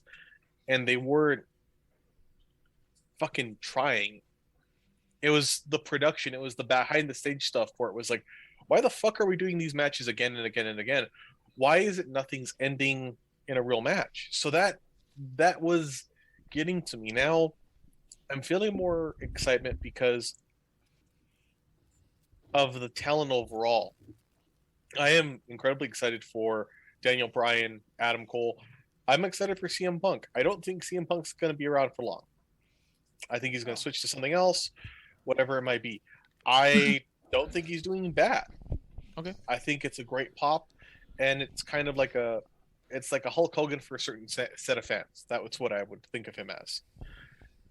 But beyond those people, I see so much that has been built up that I could see a diverse pool of matches where you have people that can do quick things, slow things, and make it a better show. I still think we need to get a little bit more away from the silliness. Yeah, take it seriously. Well put. It's still real, damn it. Yeah. Still real to me. I think go to ProWrestlingTees.com and look up Dave Wills. You can find Still Real to Me, Damn It t-shirts officially from the crying wrestling fan himself, Dave Wills. T-shirt designs by yours truly. So check them out, guys. Support. Yeah.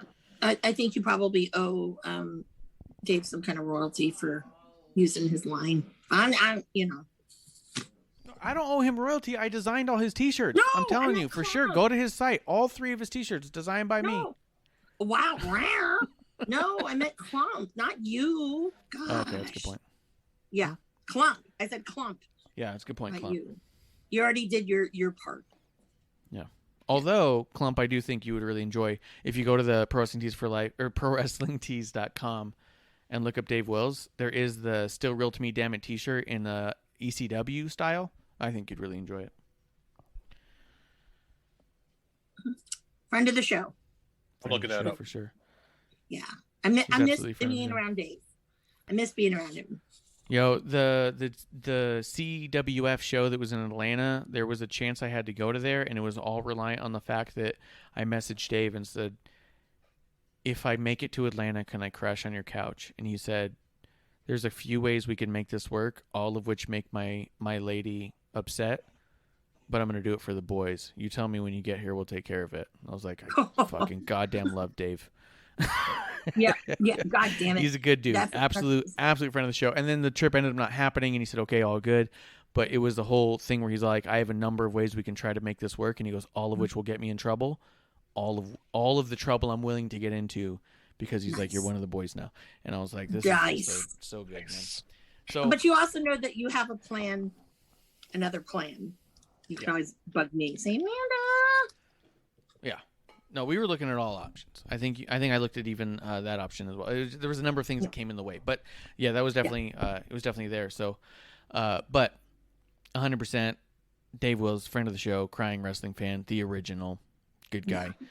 Yeah. Oh yeah. Speaking of crying wrestling fans, did you see that they found him and he met CM Punk? Yeah, I Yeah. saw that. It was really cool. I enjoyed stuff like Yeah, that. I thought that was cool. But then 2 seconds later, my black heart said, "Fuck that guy." Not Well, the there's part of me crying. that said that too, but I still really liked it. I was like, "This is awesome," but fuck that dude. It should have been me. He does no good in my heart. Pay your fucking ex best friend.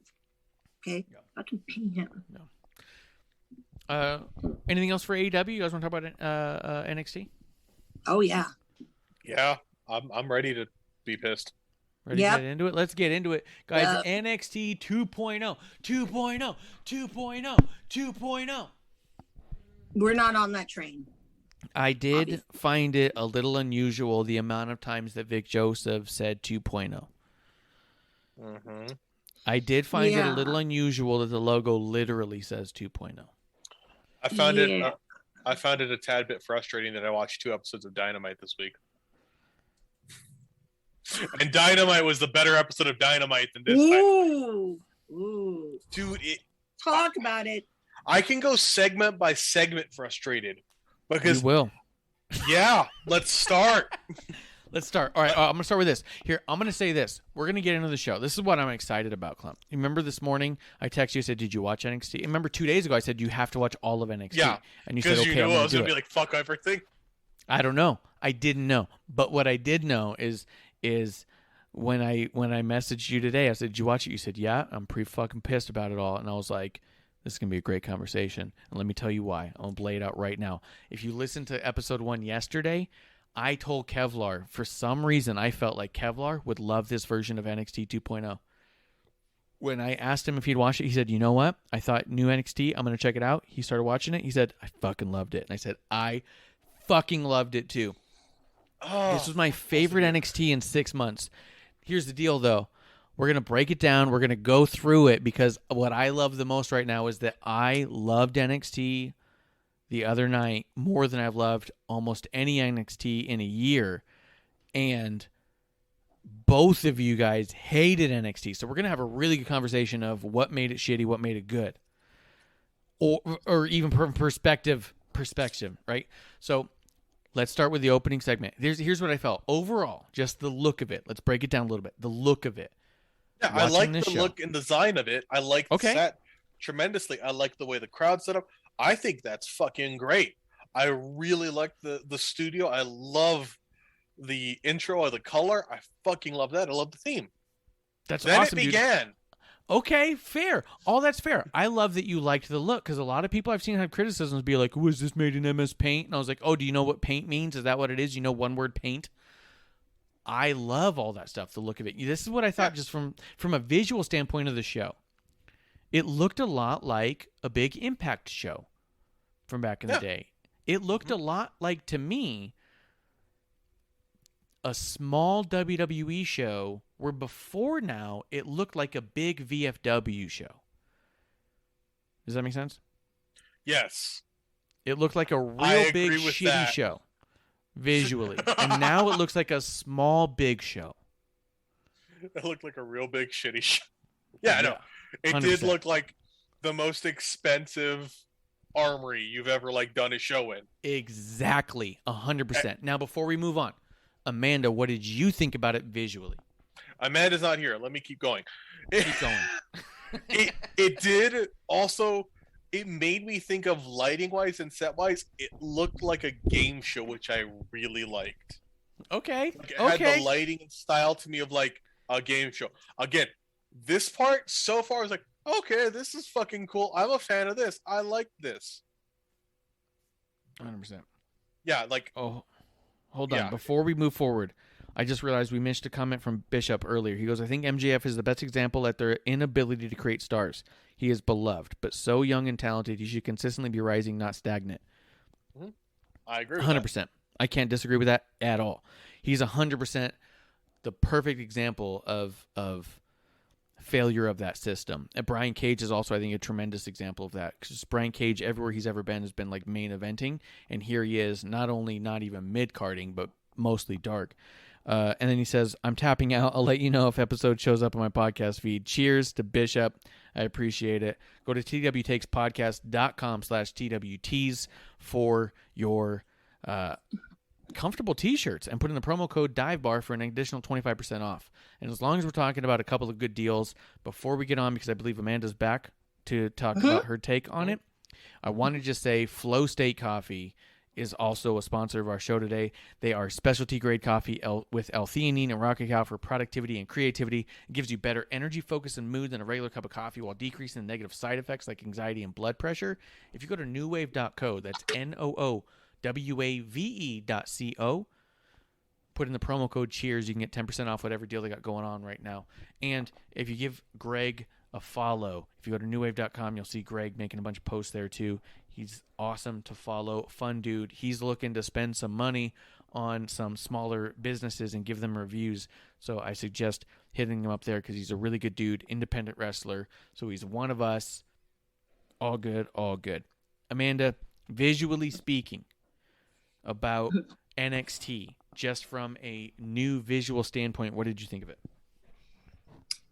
It's very bright. Yeah. That was the first thing. It bothered my eyes. That, and for me, I was like, what the fuck is this? Right? At first, I'm like, is this a joke? Is it going to be 2.0? Is it going to be retro? You know what? I don't understand. A lot of neon, a lot of white, a lot of shit going on. I don't mind that they changed the set and everything. I don't know.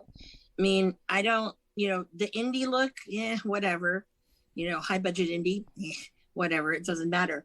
But this one was like, what the hell are you doing? Because I don't know.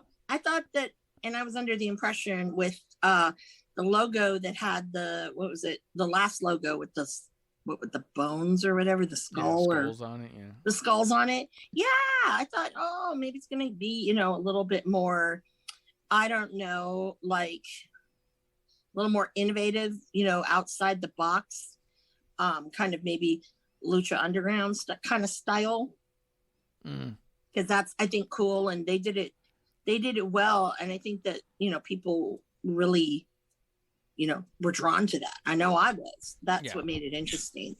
Oh yeah. And so I guess the production of Lucha Underground was impeccable. And yeah, it was just great. And I know people don't like Matt Striker, but Teach, great on commentary there. Yes. Yeah. But yeah, so I was very disappointed. And I just was like, God, there's a lot of neon. I'm like, okay, is this, I'll watch it with no judgment, but as it progressed, there was judgment. Okay, so let's get into it. The opening segment, Klump, am I missing something you want to throw in there real quick? No, let's get to this motherfucker. Let's do it. Yeah. Let's do it. They had Tommaso Ciampa cut a promo. They had Pete Dunne cut a fucking promo, and these motherfuckers sound like mean motherfuckers who are here to cut your balls off, chew them up, and spit them in your own mouth. Then you had Kyle O'Reilly who went, it's always good to get the opportunity like this when you're in business. It seems like a good thing to do. 16 years I've been doing this to get to the middling title. Yep. Yes. Fuck off. And then and then Go, it cuts go, to go. LA Knight doing his best rock impression of nah, let me talk to you, and cutting a fucking pro wrestling promo on his ass. I don't know why you would sandwich Kyle O'Reilly between three of the greatest promos in the business right now, but they did, and it made Kyle O'Reilly seem like a weenie. Yep. He is a weenie. You didn't need that. He is. No, that was when I liked this setup of promos. The way they did it, I thought it looked cool. The way the cameras were set up, I was like, oh yeah, this is awesome. I like this. This Visually, is really good. Yeah, it looks great. Sounds good. You could tell they set it up, rehearsed it, and were ready to go. This is good scripting. Good. Yeah. We got time to take takes. Yep. Kyle O'Reilly was like, this is not just the babyface promo, this is a shitty babyface promo.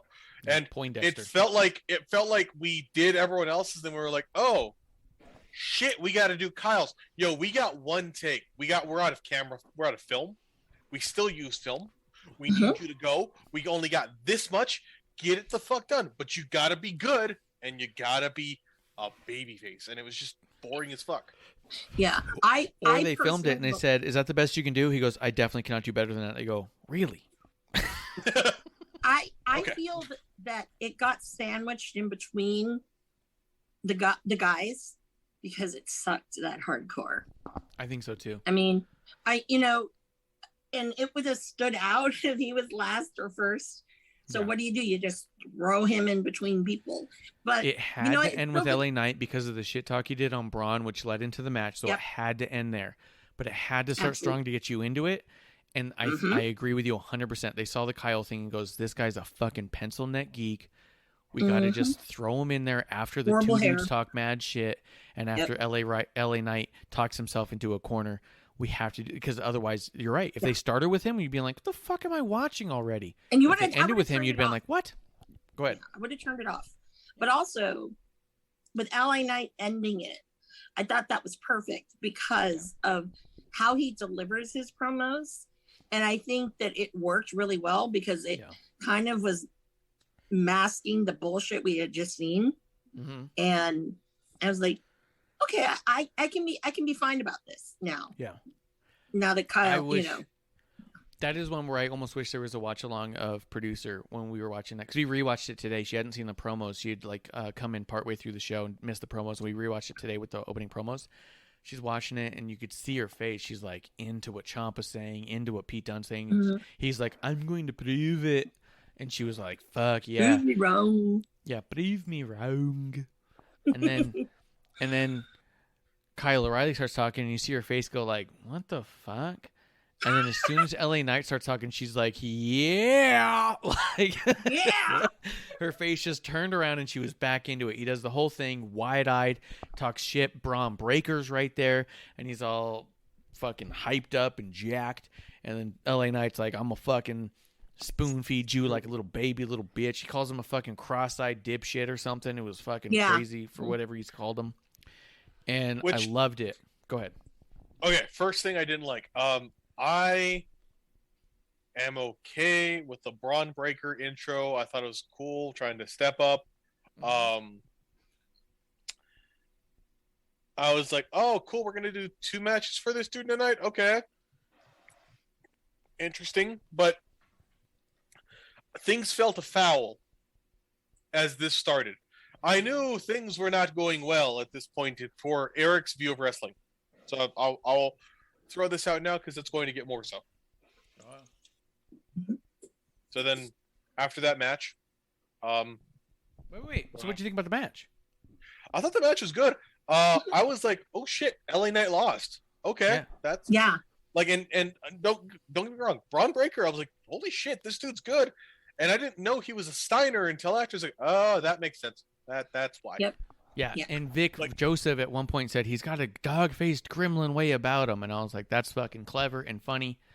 My only problem, because a lot of people were talking shit about the Braun Breaker name, the name he had for a bit was Rex Steiner, which is a good name, Rex Steiner.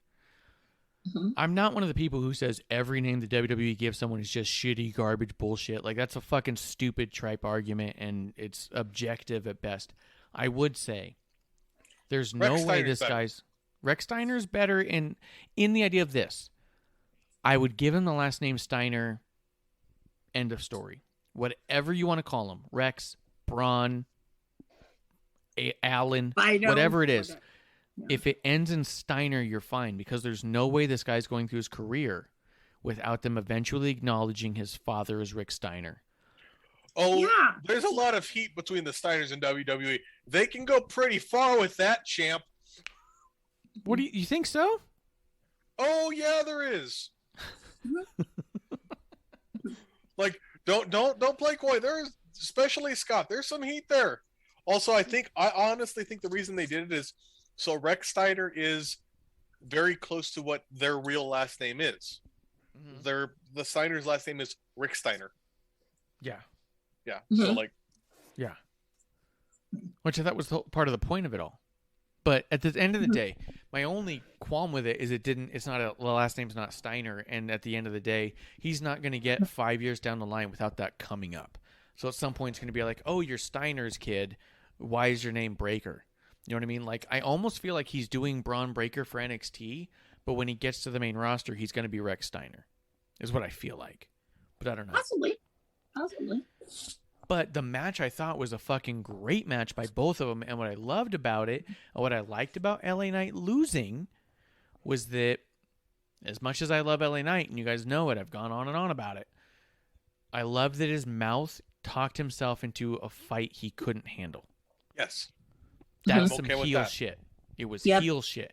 And it helps build the story for the end of the night on why LA Knight might not win the match at the end of the night, because he's already talked himself to a fight he couldn't handle, and now he's already off kilter when he gets into the main. Yep. So then what happened after the match? Well, is there anything about that match you want to talk about, Amanda, that we missed? No, I did think it was a great match. I will say that Braun's singlet, I was like, oh my God, with the back, I'm like, no, my head hurt. Yeah. It still does thinking about it. I was just like, I thought he was Mr. NXT. Mm-hmm. that too. Yeah. Yeah. I'm sure I he mean- had that gear before they did that, but there was a part of me that thought that looks a little 2.0 to me. It did Yeah, feel that's why I was like, come on. You know, are we that stupid of people? Do you think we're that stupid? Wrestling fans? No.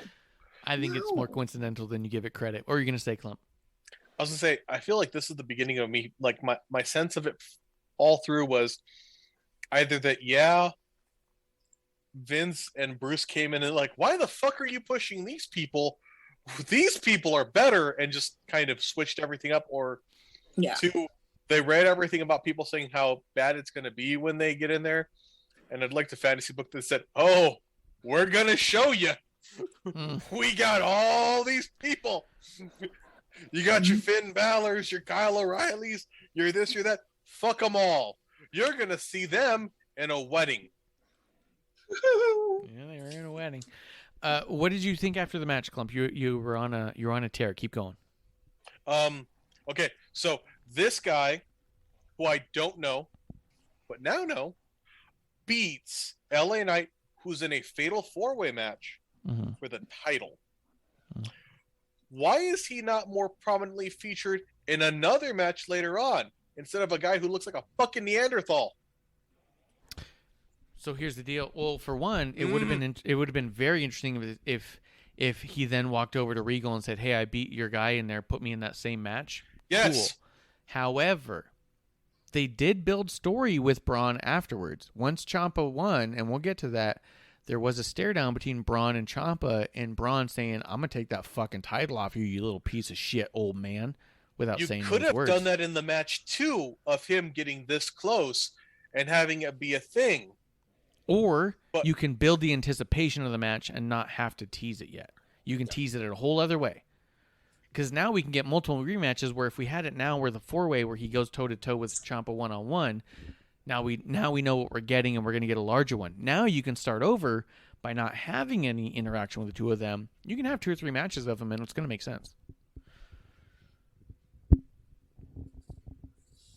Nothing is perfect or the only way, but it's a way. It is the way, which we'll get to them later too. Oh God, no, please no. Oh God, don't start. I'm just saying it makes sense. You can do it this way where you keep them apart, so now you can lead into 3 matches, as opposed to having half of a match already. Yeah, but you could have done that, yes, but then not remove the motherfucker from the match and put a. I'm not as mad at that as why was he not then put in? Instead, we get another new asshole who I fucking don't know who he is in it. Who's got like a sloped out like. Where is what cave did this fuck walk out of? I And was what is his certain he was name? going to sell us Geico, for sure. Wow. This guy was definitely about to sell me some Geico. He just had a sitcom that lasted 8 episodes. Yeah. Grim Well, Reaper you know coming what through the I- chat real quick. We're going to go right to you, Amanda, but Grim Reaper is saying, sorry if you talked about it already, but HBK was in the gorilla position during all of NXT. I read that as well. Here's the other thing. There was all the rigmarole, dirt sheet rumors that Vince and Bruce were taking over NXT, and they've all since been debunked. And what it turns out is that they just were going to have a little bit more eyes on NXT, more say on NXT, but they weren't going to be producing it and directing it and all that other shit. That was still going to remain under Triple H HBK. Triple H having all of his health issues, which, if you haven't heard it yet, Pro Wrestling for Life with Sean X-Pac Waltman podcast, he talks about the interaction he had with Triple H, the importance of Triple H. Very great segment at the top of the show. HBK was in that gorilla the whole time because Triple H couldn't be there because of his health issues that he's taking care of. So They there broke is all of that his as well. heart. They broke his heart. You're a dick. Literally. Literally. Amanda, go ahead, Amanda. You know, the first thing I thought with that match, well, actually, let me go back. The first thing that I thought when Kyle O'Reilly was getting shippy, first thing I thought was, why the fuck do we have to listen to that promo? This is stupid. You know, like, you just wasted, I don't know, a minute of my life I can't get back. Mm-hmm. Thanks, NXT. Thanks, WWE. Cheers to you. We could have instead announced that Kyle O'Reilly got his tongue cut out in a tragic ice cream accident and wasn't going to be wrestling wrestling for a while and may not be talking upon his return. Or unfortunately Kyle O'Reilly could not make it because he got the person who does his really bad mullet nicked his skin and he had to go to the ER because the scissors were rusty and gross and we won't see him for a while. He got pink eye and hand, foot, mouth disease from eating ass. He's been gone for a while. I don't know about that one. All right, moving along. Yep. Imperium versus Brooks Jensen and Josh Briggs. What I liked about this match. It was short. It was fine. Imperium won, looking great and strong, and they should. But what I liked about it was really seeing some of these entryways come to fruition as well. Seeing the NXT logo, seeing the background all just turn white for Imperium. I liked to see the presentation of it all. But you're right, short-ass match. Imperium looks fucking incredible, and I loved that. But it was kind of like, yep, I accept it. I like it. Keep it moving. Yeah. It wasn't bad. I mean, like, Josh Briggs was significantly better. Yes. He's getting there. Let's see. We had the B-Fab segment in the back where she's talking where the Hit Row guys are talking shit. Hit Row. Hit Row. Hit Row. I'll drive over there and hit you by the time you're done. That's a good point. I liked the verbal between all of them, and I thought that B-Fab being hyped up by the guys behind her and her only saying a couple of words was well done. Yes. I thought the match was better than I expected, but there's still room to grow. Mm-hmm. What did you think? I'll start with Amanda, and then we'll go to Klump. You know, I kind of went in to watching this one as I am not expecting much. So I was kind of surprised with what we got. But then again, I was like, ugh. I don't know. Something about Hit Row I just don't like, and I can't put my thumb on it. I tried to think about that last night, and I still don't know why. I mean, I love Swerve. Do not get me wrong. Mm-hmm. But there's just something about them. I don't know what it is. It's just not clicking yet. Klump, what do you think about all this? Go ahead. This is actually what won me over. Like, because Really? I've also been like, I want to like this shit. There's so many things I like about it. I like urban fashion. I love hip hop. I love big bald fucks like me. It's a thing. Yeah. Uh-huh. But I think the quietness of some of the talent was what bugged me. Seeing people who had been loud motherfuckers be quiet and hype up someone, I was like, I'm down with this. I support this. I like this. And it worked out well. I was happy with the match. So yeah, I was cool with this. Okay. I'm excited. Yeah. Let me see. So then, okay, so yeah, I liked that bit. I liked. What about the promo afterwards with Legado del Fantasma, Elektra Lopez against Hit Row? This again continued the thing with me with NXT. This episode was like, who the fuck is this person? Like, I didn't know who Elektra Lopez is. And yeah, I've not been the most WWE watchy, wrestling watchy person of late, but I was like, I feel like I should know this person who's talking over talent I do know. Like, what, why? And I'm not mad at it, but it was just like, the fuck is this? Like, okay. Like, it was just, to me, it's like, this is a weird ass way to intro someone. So here's what this, at this point, is when I start noticing, right? We got Braun Breaker. We got B-Fab. We got Katrina Cortez. We got Elektra Lopez. We got Josh Briggs and Brooks Jensen, which basically their names are the same name but reversed. We're seeing a lot of segments with a lot of people who we haven't seen very much of, and it's a whole lot of who the fuck is this? This is when I really started feeling like this is a fucking reset. This is the moment when I saw the production and the view of all these people that I started to feel the same way I felt when I first saw NWA Power. It's a different presentation of a product we're familiar with in a way that's different with new, fresh faces. This felt new. Where with NXT, the way we had been seeing it for the past 2 years, felt a lot of the same with one person new. And we're going to use this one person.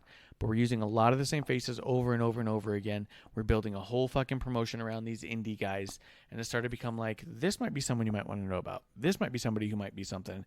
And I felt like they were trying a whole lot of things with a whole lot of new people in a fresh environment. And it gave me that NWA feel. Okay, I'll give you that. That said, then the things that they kept going, some of them, including a big fucking thing, was like, this is the worst of the worst shit you do. Yes. I will say that throughout this show, there was segment after segment of backstage segment that had to do with this wedding thing that could not have been more community Annoying, theater. shitty. Yes. Yep. It was the lowest grade acting, and for whatever reason, Johnny Gargano truly believes in every bit of that character that he is the absolute center of the universe in everything. And that's not to say that the character Johnny Gargano thinks that he's the most important, because every character does, right?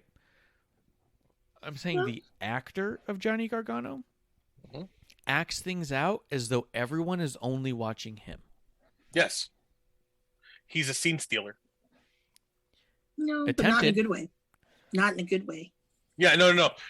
Scene stealer I view as a negative. He's he's Attempting to steal the scene. Yes. Yeah, it is also failing at it. Like, it's just, this is why.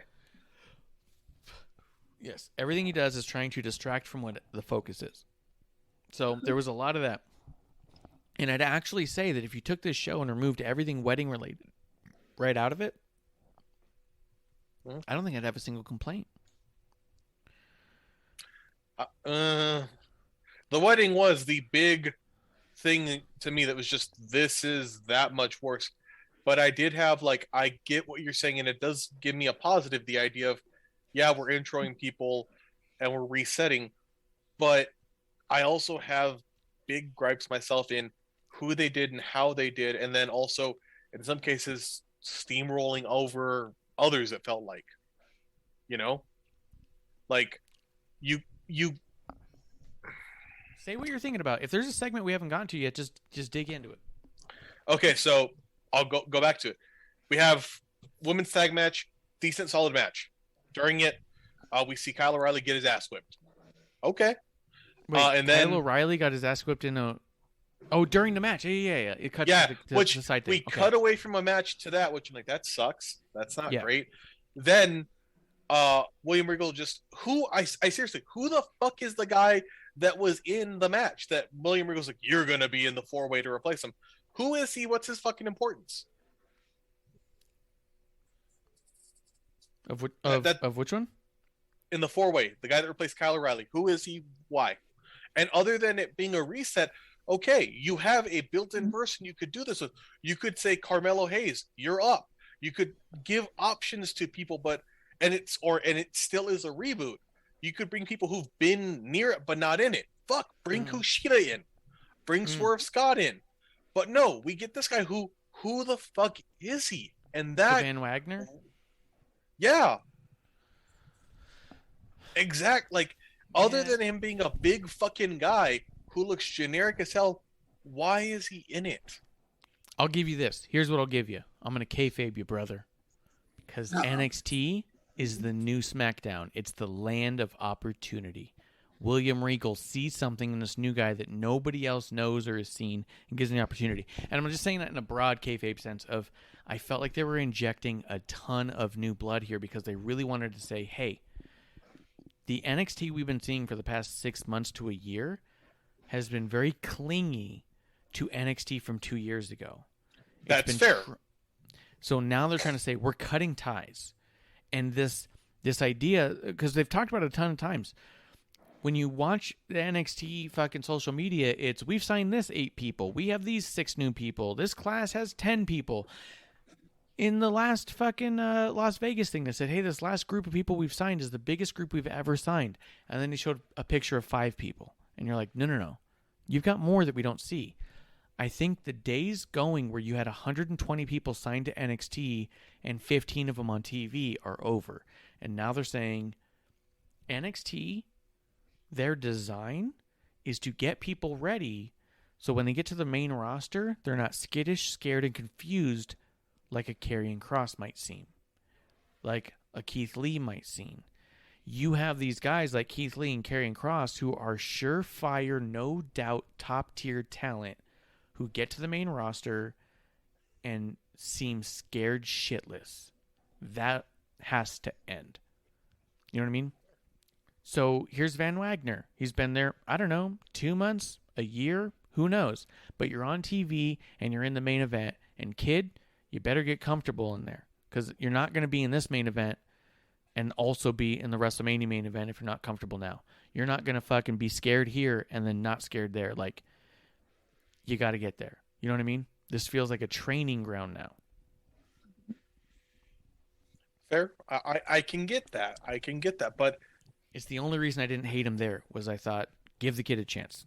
You know what I mean? yeah, but then in a sense, and you do this a lot, and I get why. You're trying to, like, you like wrestling, you want to be positive, and you're trying to think, like, be contrarian and think of why for it. But to me, I'm just like, I get that, but my side swinging the other way is, why not someone Grimes? with a bit more? Yeah, exactly. Yeah. Grimes. Yeah. Why couldn't Grimes has earned that? Exactly. 100%. Why, just why not Grimes? Why not fucking Austin Theory? I'm not saying that's good. Why not Johnny Gargano? Hey, No. I know not, but but also that throws to Marsh's point, not the NXT of 2 years ago. Why not go to some of these different people? Why not Priest coming back? Yeah, he came back for the wedding shit. Yes. 100%. That's really what it was.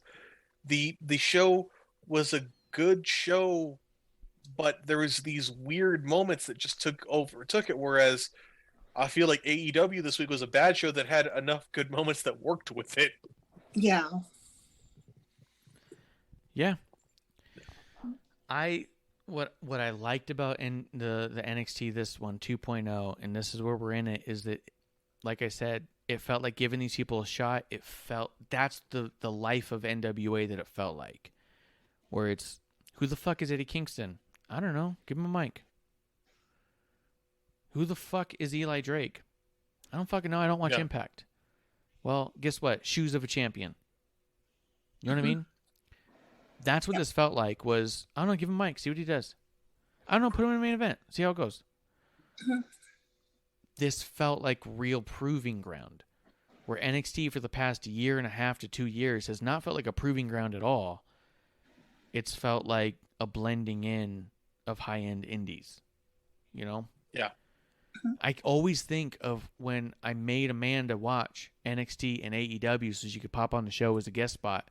And I said, before you say anything about the show, what did you think about watching Dynamite and NXT all the way through? What did you think about those two shows? And all she said initially was, it felt like two very big budget indie shows.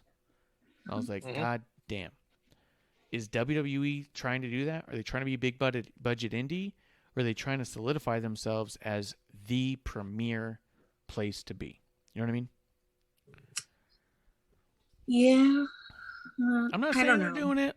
I'm not saying it's successful, but I'm saying they're giving shit a try right now, and that's kind of where I'm living in it. Yeah, no, I don't know.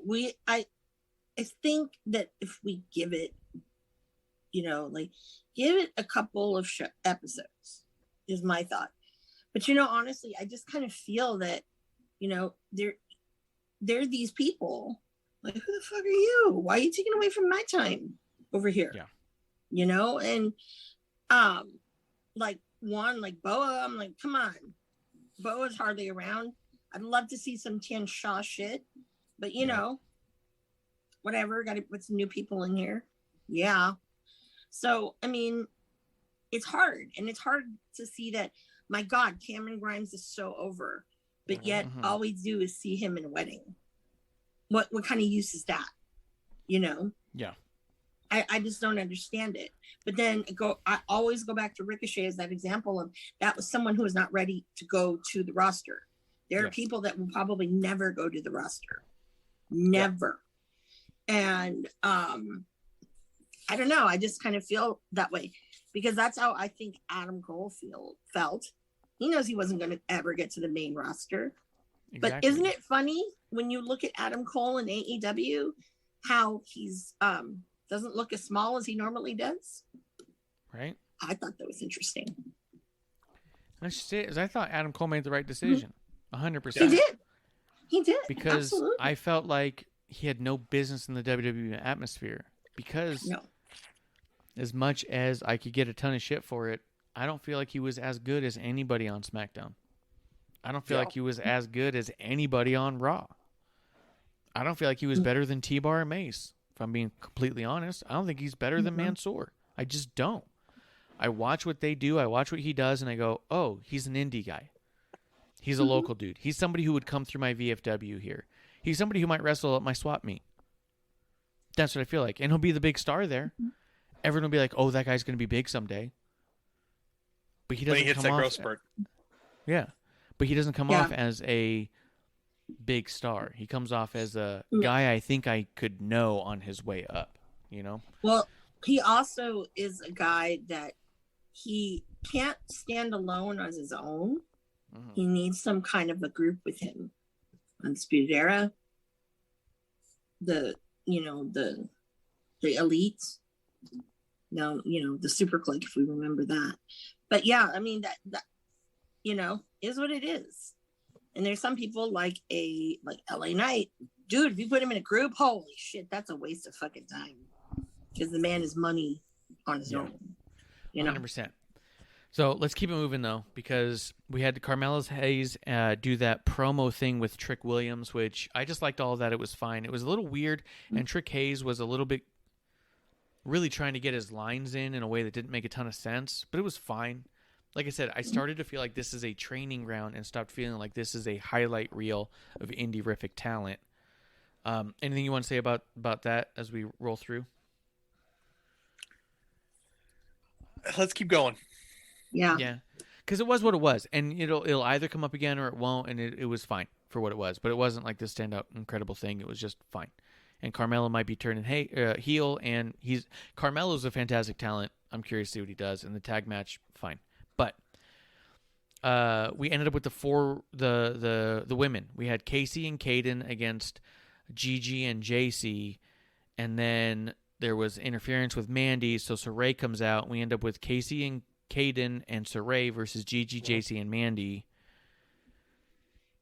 I want to know, before I say anything about it, I'm going to start with Klump. What did you think about you could talk about the women's tag, but it was so short. So if you want to go to the 3-on-3 specifically, what did you think about this match specifically? It wasn't a bad match. The talent, like Casey and Kaden, do a decent match. They really do. I feel that I don't see them going to the main roster. Mm-hmm. I find them very generic. They're not bad. They can't. I don't see a character like.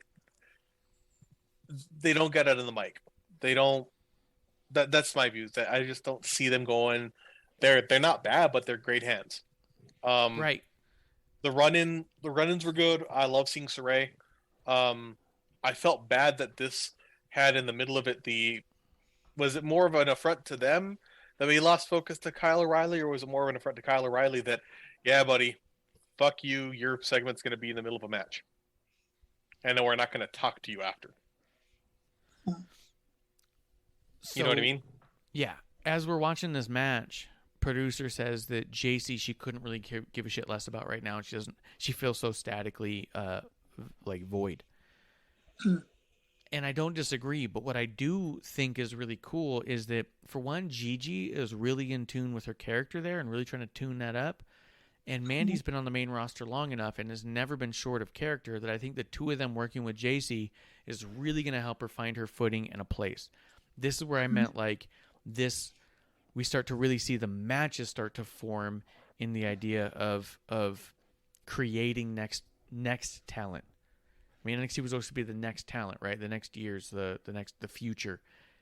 This match, to me, when I watched it move for move and motion to motion, it was fucking nearly flawless. I'm going to be honest. I've been harsh on a lot of women's wrestling. As much as I love women's wrestling, obviously, Bayley, Becky, Four Horsewomen are some of my absolute favorite wrestlers. I go on and on about how amazing they are.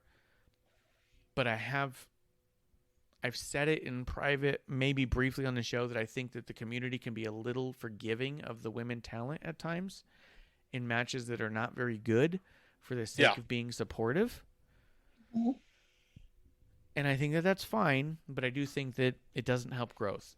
But with that being said, on a very base level, this match was so perfectly done. Everyone's working to their strengths and working around everyone's weaknesses. Everyone looked fucking phenomenal. This match was nearly perfect. I'd almost want to study this match. I've seen it several times now, and I want to watch it a few more times because the way that Mandy was using her power against Casey's size, Casey was using her speed against everyone else's size and power. The idea that, there was one spot that I watched 3 times where Casey does a cross-body springboard off the ropes into Mandy. Mandy catches her and doesn't even bump back. Doesn't even budge back. Keeps moving forward because they're showing that Casey is agile, quick, and swift. But Mandy is so fucking strong. And it was perfectly done. You know what I mean? Mm-hmm. And there was a lot of that in here. This seems like the greatest pairing of 6 women together in one storyline that I've seen in a long time. And I think that on the other side of this, all 6 of them are going to be in a fantastic position as far as ready to go and ready to do the next thing. Yeah, I mean, I get that.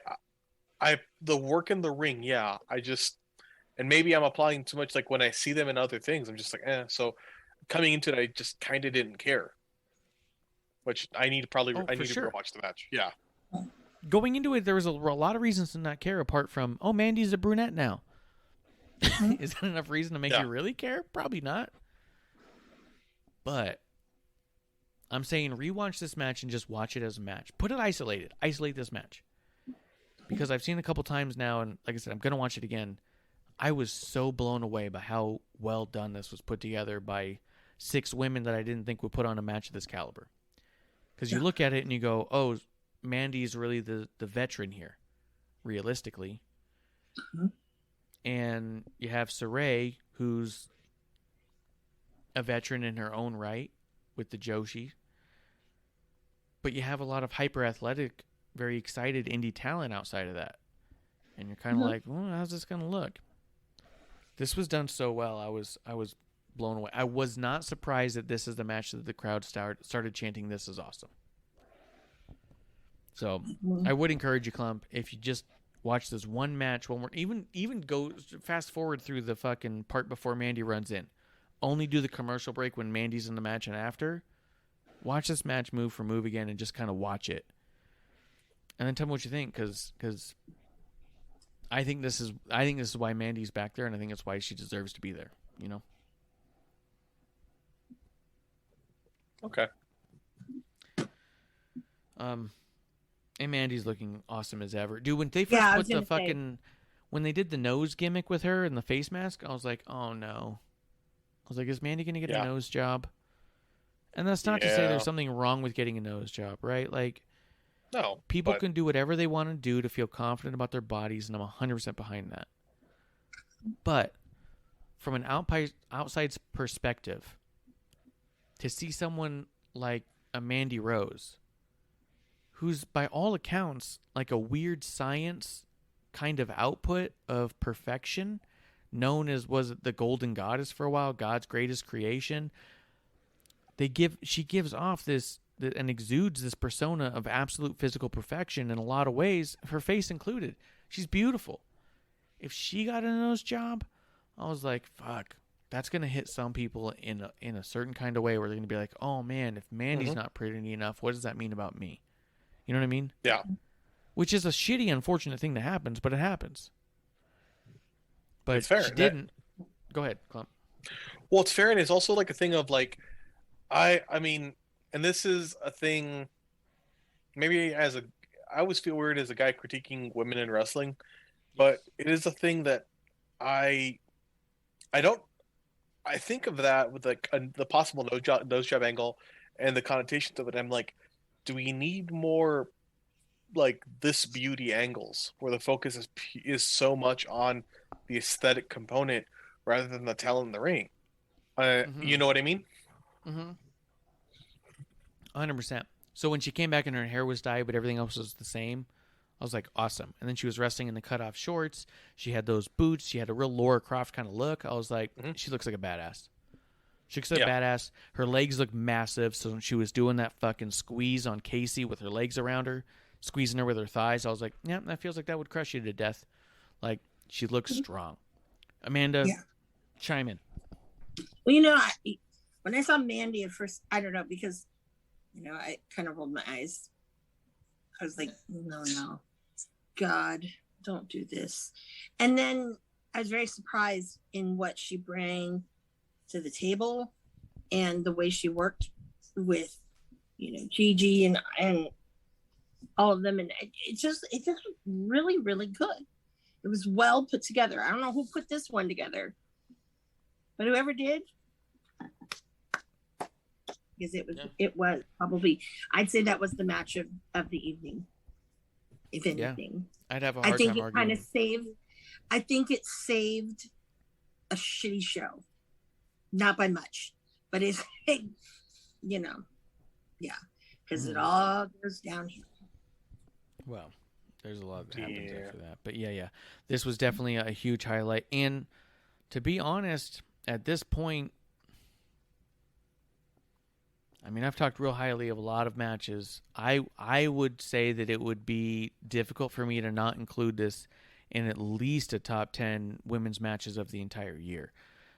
Probably top 5. And if I would say like women's tag matches specifically, I'd probably put this in a top 5 somewhere. Like, I thought this was done to a level of perfection that I was not expecting out of this. I was like, oh, it's going to be a sloppy mess. It's really what I thought watching it. And as I rewatched it over and over again, I was like, God damn. Like, everything they did was a complete play on everyone's ability and a complete play against their shortcomings. I was blown away by it. I really was. As I watched it with my microscope as I do. But as we move it along, I do suggest people watch that and Klump, give it one more watch and just give it a look. And you can tell me if my head's completely up my ass. You know I've never had a hard time with you saying I rewatched it clear as day. And Still sucked. You're fucking dumber than ever. I'd be okay. I'll stop drinking when I watch. We had Ridge Holland versus Dre Maverick, which was exactly what you would think it would be. Yep. Creed Brothers versus local competitors, exactly what you think it would be. Although I did like showing Ivy Nile. Yeah. She looks like a badass. I liked her highlighting her. I liked the chain gimmick. Go ahead, Klump. No, I like the chain gimmick. I like that. I didn't think the match itself was bad. I thought good, make them look scary kind of match worked out for me. I was like, who the fuck are these guys? And I was trying. It was cool though. I was cool with it. We had 3 Steiner brothers in one show. Yeah, the tag is good. The Diamond Mine tag team itself is a good tag team, but they say weird shit. There's one guy who's all like, "What do you want? I love it," and just jumps at a guy, and you're like, "What the fuck did you just say?" Like it was weird, but Diamond Mine is weird. They're good. Okay. Yeah. No. They're good, but there's just no personality there. So we'll see how. I just fast forwarded through that because I was like, oh Jesus, no. Really, I don't think the match was bad, but I guess I wouldn't tell you to go back and rewatch it. To be honest. No, but even if you did, I probably wouldn't, just because Diamond Mine is I don't know, not sold on. I don't think I ever will be. Okay. A few things in the chat real quick. Fantasy booking. This is by Montanez 98. Fantasy booking. Do you think Will Ospreay walk into the Forbidden Door and stare down Bryan Danielson next week? Fuck off. I hope not. That's fair. If he's still in England, he's stuck there. Good. I'm glad. I hope he's still stuck there when the cruise is happening. As I lean in and to the screen, because I know some of you aren't watching, but yes, that ain't gonna happen. I appreciate you setting off Amanda, sir, or ma'am. Yes, 100%.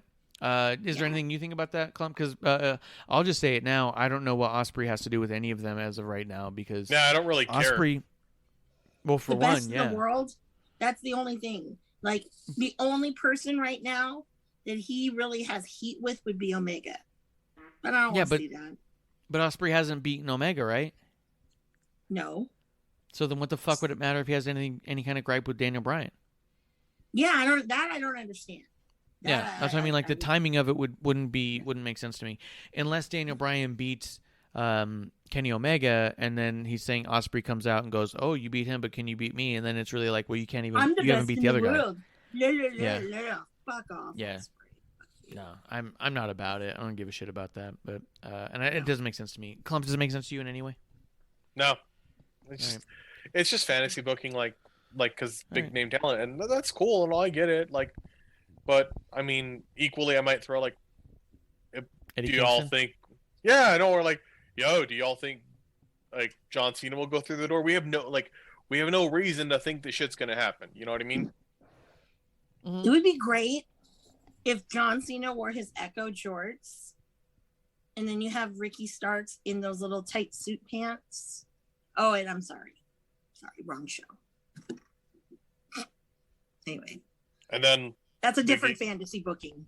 Big E comes out in his singlet and we got 3 men clapping cheeks. Yep. Hell yeah. This is Bote. And you know who else too? I think he has a pretty great butt. Is oh God, why am I blanking on his name? I just see his ass. Oh God.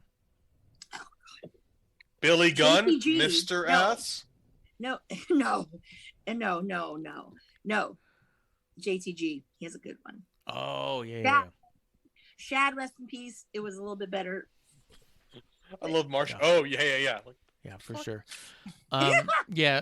So apart from that, I don't agree with the idea of Ospreay coming out. It wouldn't make sense to me. And I mean, even if he did, I think they're thinking this Forbidden Door with Ocean Spray. I've said his name too many times, so I'm going to the usual. Yeah. My usual. I I think people are thinking, oh, he's going to come through this door. I'm like, no. If he does, maybe for just in time of the Jericho cruise, I could see that as a possibility. But he doesn't live in the States. He lives in England, and you can't fly out of England right now. That's the fucking best gift ever. Please, England, the UK, Prime Minister, the Queen, I don't care who. Nice. We got GR Lunar says, howdy y'all. Cheers everybody. Cheers to GR Lunar. Micah is saying, did y'all talk about the Jericho segment yet? We skipped over. I don't think we talked about it at all. And he goes, but you just described heel heat, Marsh. No one actually believes heels are heels. So I think that's back when we were talking about MJF. And I would completely disagree. The idea is that I think that there's definitely a line. Like, I mean, shock for shock sake. I mean, we're talking about shock jocks at that point. MJF's no different than a Howard Stern in a sense. Can I say something that will make people shocked?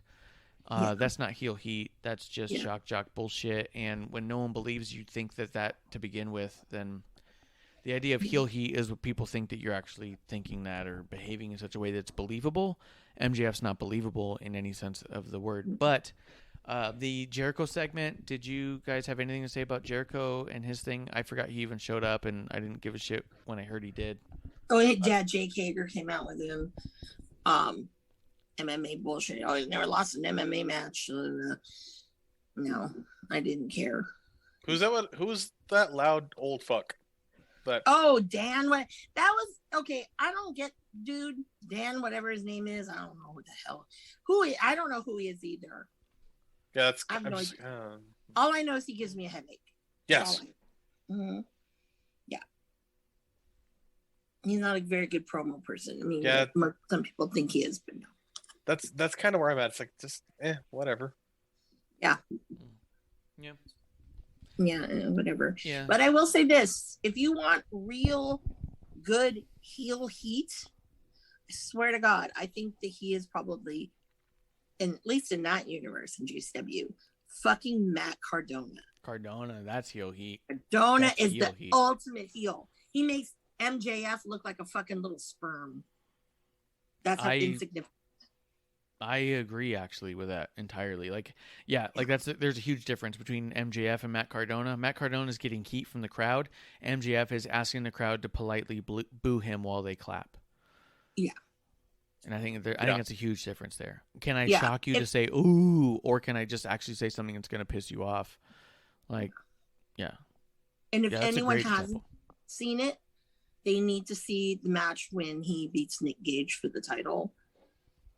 Insane. That right there was some epic fucking heel fucking.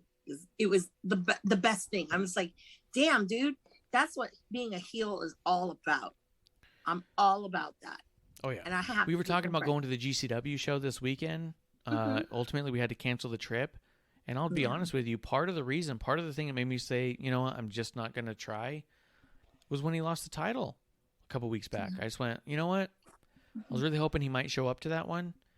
That was going to push me over. But when I saw you lost the title, I was kind of like, we'll catch the next one. You know what I mean? Because it'll be okay. And we just didn't need to spend the money right now. So it was like there was a lot to it. But I will say there was a definitive moment when he lost the title that I looked at producer and said, you know what, we'll miss this one. We'll try and catch another one. It's just going to be another GCW show. Like, I felt like there was something special about seeing Cardona as champion, if I'm being honest.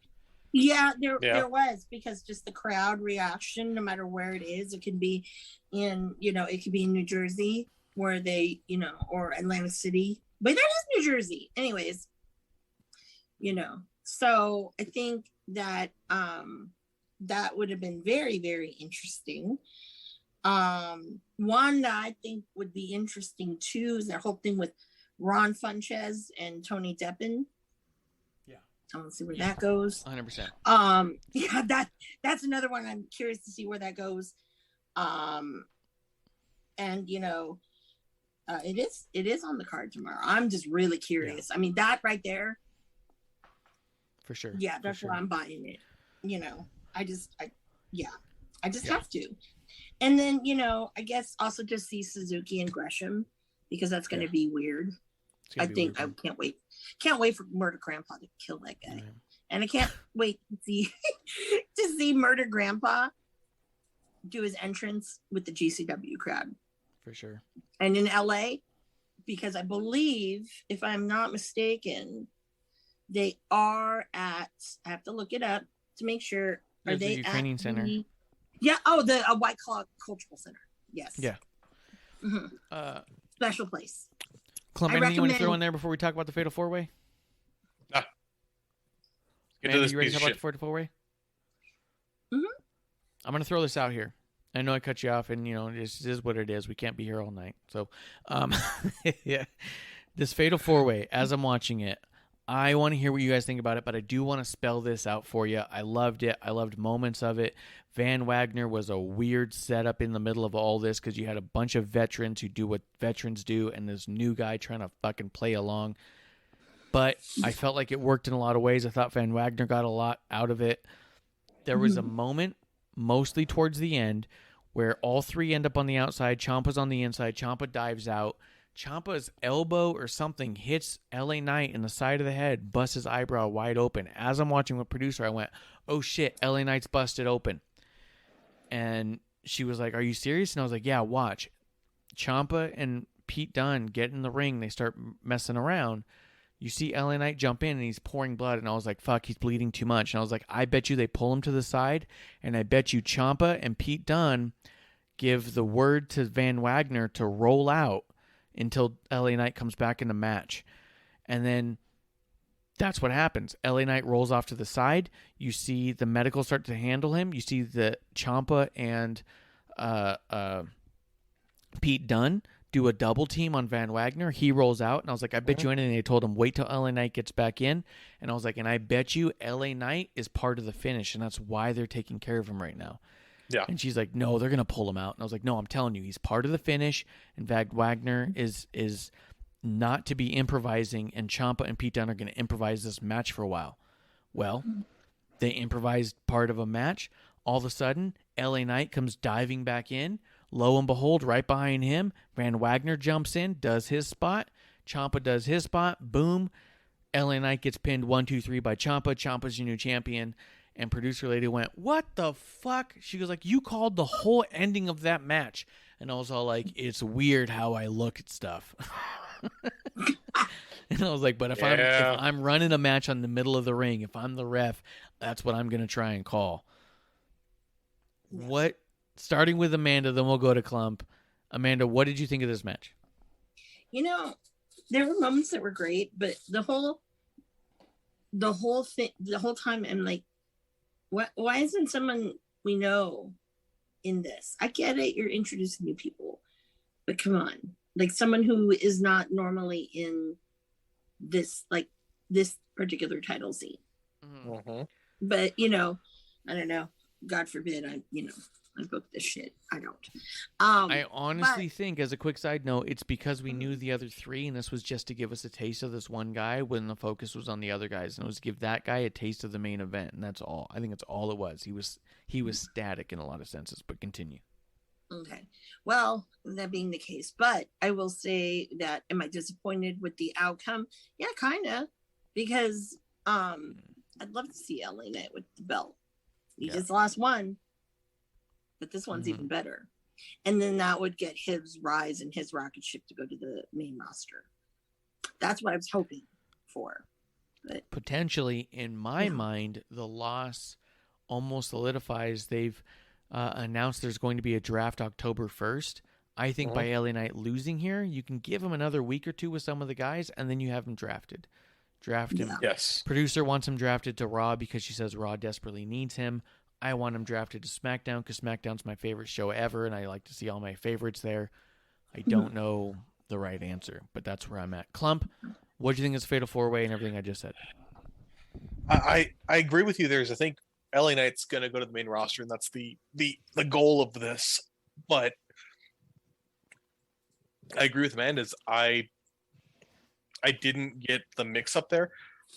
I ultimately am happy because I think Tommaso Ciampa winning is the right move in my eyes. I mean, he makes that brand, so hell yeah.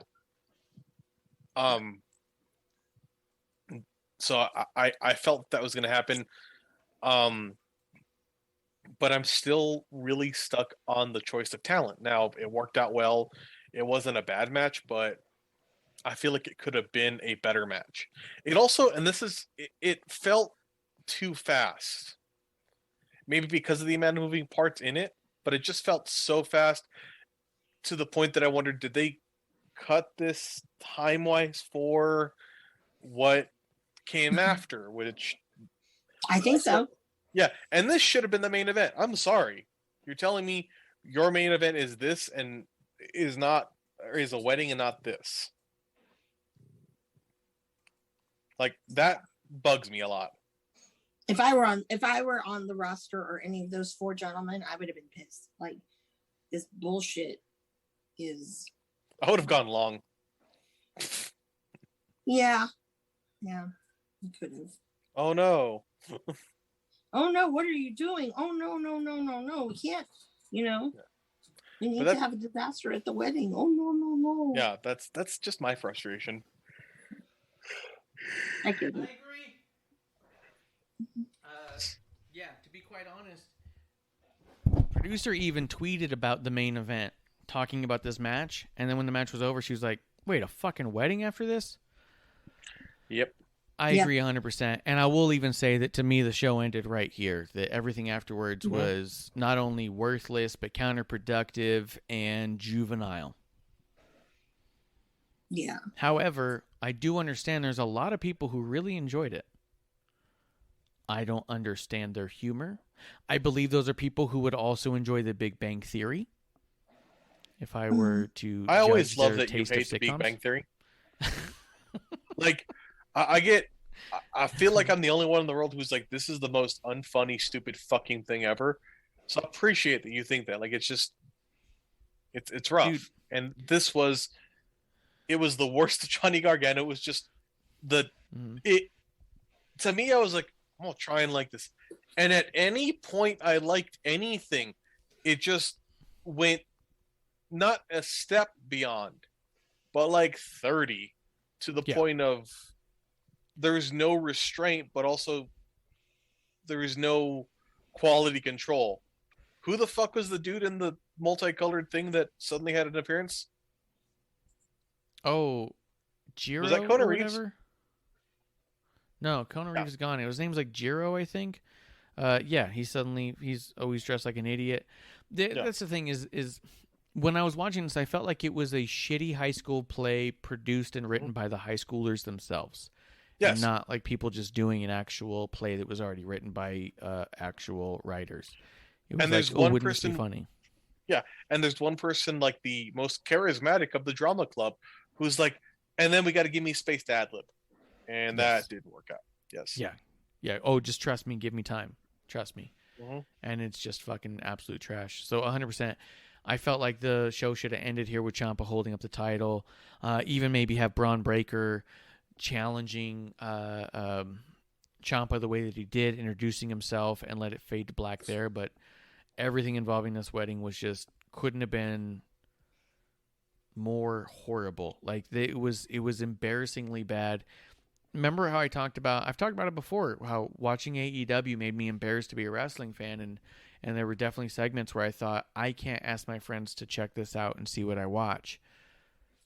I 100% felt that about every moment of every bit of the wedding. I was like, I don't even, like, if my friends told me they caught NXT last night, I'd be like, when did you turn it off? That'd be my first question. You know? Because, it was just so bad. It was outrageously bad. This isn't sports entertainment. This is high school drama shit. Kind of insulting. Yes. Yeah. And one person, I'm like, Beth, come on. Yeah. I'm like, no. And you know what? I never, like, I didn't watch it with, the most positive things to say or think. So I was just already, this is shit. Why the fuck am I watching this? Why didn't I fast forward? But I wanted to see a train wreck. And I did, Was it worth it? no, because I can't get that time back in my life. I 100% asked producer, I said, at this point in the show, because that match was over, I was like, I am absolutely okay with just turning it off. Do you want to sit through here, or do you want to just turn it off? I was like, I don't mind if on our own podcast or review I say I turned it off, I wasn't going to watch it. And she said, well, let's keep it on, but let's get like dinner and shit ready. And we just kind of did other things, but it was on and we were watching and we kept looking at each other like, fuck. And it was just a bummer because all the way up until this point, like I say, if I remove the little bits in the back with the wedding, I was really fucking loving this whole show. I was really on board. You heard me hyping up some of these people who you thought, like, why the fuck are they here? And I was like, because God damn it, that's what we do here. And then this came on and I was like, fuck. Like, you had to really shit your pants at the end of the show. You couldn't have just ended it on a high note, you know? You know, that's Johnny Wrestling, you know, and his crew. You know, you have to give the people what they want. No, we don't want this kind of bullshit. Seriously. Yeah. Like, I feel, I don't know, this NXT episode made me feel like, gosh, you make me feel like a stupid wrestling fan. Like I'm dumb. Yep. You're trying to pull one over on me. So I think that was part of my disdain for the particular 2.0 launch. I think the 2.0 launch should have been a little different than what it was. We shouldn't have had fucking bullshit weddings on it. You know, I think that, having a lot of new talent is great, but you also need to have some of those, cornerstone kind of people. Yeah. More so than really mixing it with these guys that are new, because then that way you can really see, okay, what's that potential level, you know?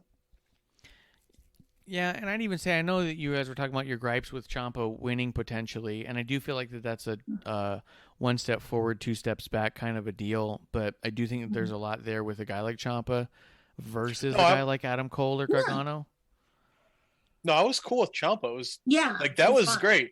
It was more like to me specifically, the random new person just in it for no reason. I'm cool giving it to Ciampa. That makes sense to me. Yeah. It but makes I'm a a little form sad. of sense to me, I wanted it to be sad. LA Knight. Yeah, but that's how I felt. At the end of the day, Ciampa is on a different level than a Gargano or Adam Cole. Mm-hmm. He's believable in so many senses, and he's traditional, and he knows how to do things believably, both in storytelling, in promo, in the ring. He can do the catch wrestling. He can do the flips. He can do it all. So having him on top works. It'll work. But at the same time, like, yeah, did I want to see a Pete Dunne or LA Knight? Yeah, it'd be fucking dope. But maybe they got something else on the line there, or on the horizon. Well, they didn't prove him wrong. They totally proved him wrong. He doesn't need a belt. That's true. But yeah, I don't know that I would say that the show in and of itself felt like it was like insulting, but the ending segment really was, where it was like a test. Are you willing to sit through this? And that's shitty because I was really on board for everything before it. I loved the show, and then this happened. So it was just a bummer to me to end it this way. Yeah. I agree with that. Yeah. It'll be interesting what next week brings to 2.0. Because if it's the same kind of bullshitty kind of shit, I don't know. So there's this rumor right now that Gargano his contract's going to be up in December. If that's true, I mean, without trying to sound like a dick, I hope he leaves. Yeah, but he's also, I don't think he'll go to AEW. He's going to get lost in the pile. There are too many people who are better than him. His wife, however, would really shake up the women. Yeah, I could see that. He could stay at home and be dad. He could be Mr. Mom. I think if they separated them and let them act independent, I mean, Candace is fucking great. Candace would be a fantastic champion anywhere. Yeah. You got to get her ass away from him, or have him be her mouthpiece. No. Yeah. Not mouthpiece, manager. A silent manager. Yep. Yeah. No, I'm on board with that too. So, guys, as we get towards the end of last call here, as the lights start to dim, I know you guys both came in thinking like, hey, I really hated this show. Is there anything we've talked about that's turned you around on the idea of the show overall, or was it really just that it ended in such a sour taste in your mouth that it made you think that? I'm gonna start with. No, I still hate it. I'm still not happy with it, and the ending was the worst part of it. But it was like I'm still stuck on. I get what you were trying to do. Why with this grouping of people? I understand and can appreciate in some cases introducing new people and giving them a spot of prominence, but why these random ones? We didn't even talk about fucking mob guy from Chicago. Oh yeah, Chicago dude. I'm right with him. The fuck is that? You know what he is? He's real AEW. Eddie Kingston.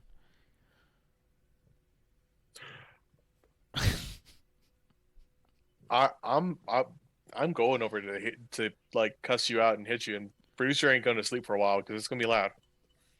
Kingston's a little bitch now, and this is a real man over here in NXT. That's what they got. They got a Chicago guy, real. Man, So I wanted to beat Kingston. Thanks for ruining that. Yeah. He ain't going to talk to us. Yeah, no, Kingston's gonna hate me now. Amanda, anything we said about the show turn your view around on it at all, or did you hate it all overall? I still hated it. I'm not gonna lie. I mean, just because I think that repackaging something should be a little bit more grand than what we saw. So I was mega disappointed. And you could have had I don't know, you could have had you could have had John Cena and a thong come out and I still would be unhappy. Let's see in the chat real quick. Oh yeah, nothing new in the chat. I'm stoked for NXT 2.0. I think that the name is a little weird. I think the 2.0 part's a little bit weird, but I like that it's new. I like that it's fresh. I like that it's a whole new feeling of everything. I liked so much about it. I like the new presentation. I like the bright stadium. I liked the fact that you could see the crowd. I saw some people say that they felt like it made the crowd seem smaller. And all I could think was, motherfucker, the past year, all we've had is 2 rows of people behind pane glass. Mm-hmm. So, no, it doesn't feel like less people to me. It feels like easily 3 times the amount of people to me. Yeah. But it didn't feel like a baseball stadium? No. It didn't feel like a SmackDown? No. It felt like a small version of WWE. So the people who are there to get to the big version of WWE aren't startled and scared.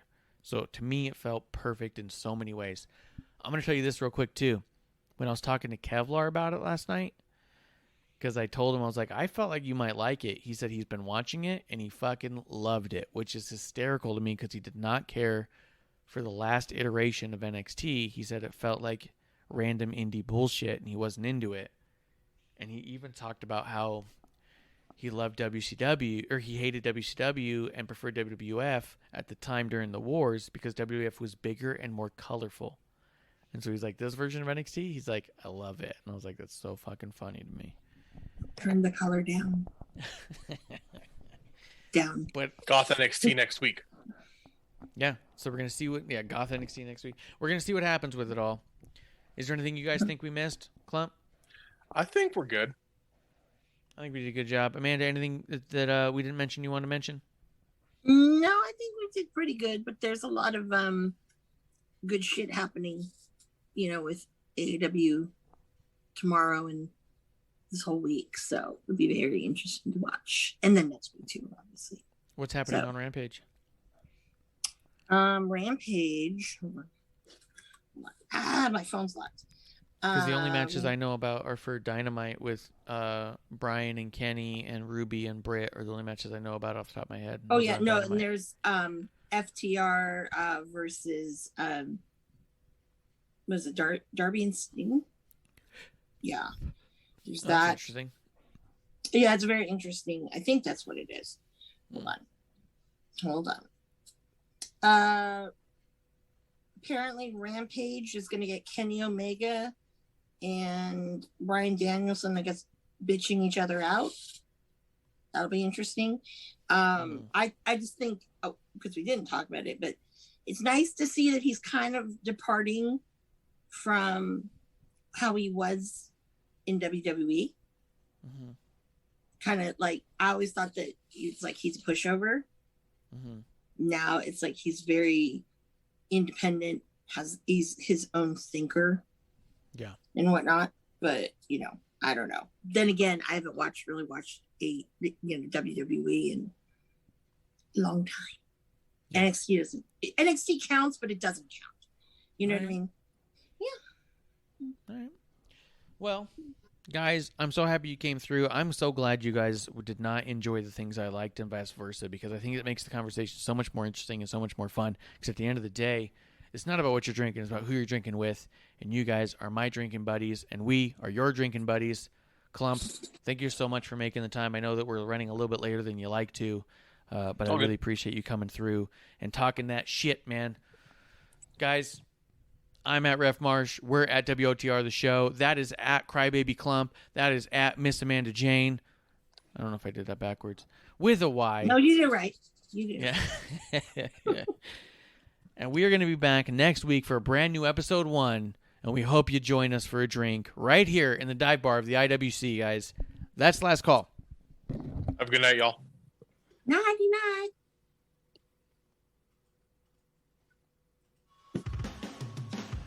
Hey, producer lady here. Thanks for tuning in. Continue to support us or buy us a drink by following and putting the I in subscribe on Twitch. Or subscribe and review our podcast on Apple Podcasts or wherever you listen to us. Cheers! I would never have a drink with wrestling on the rocks.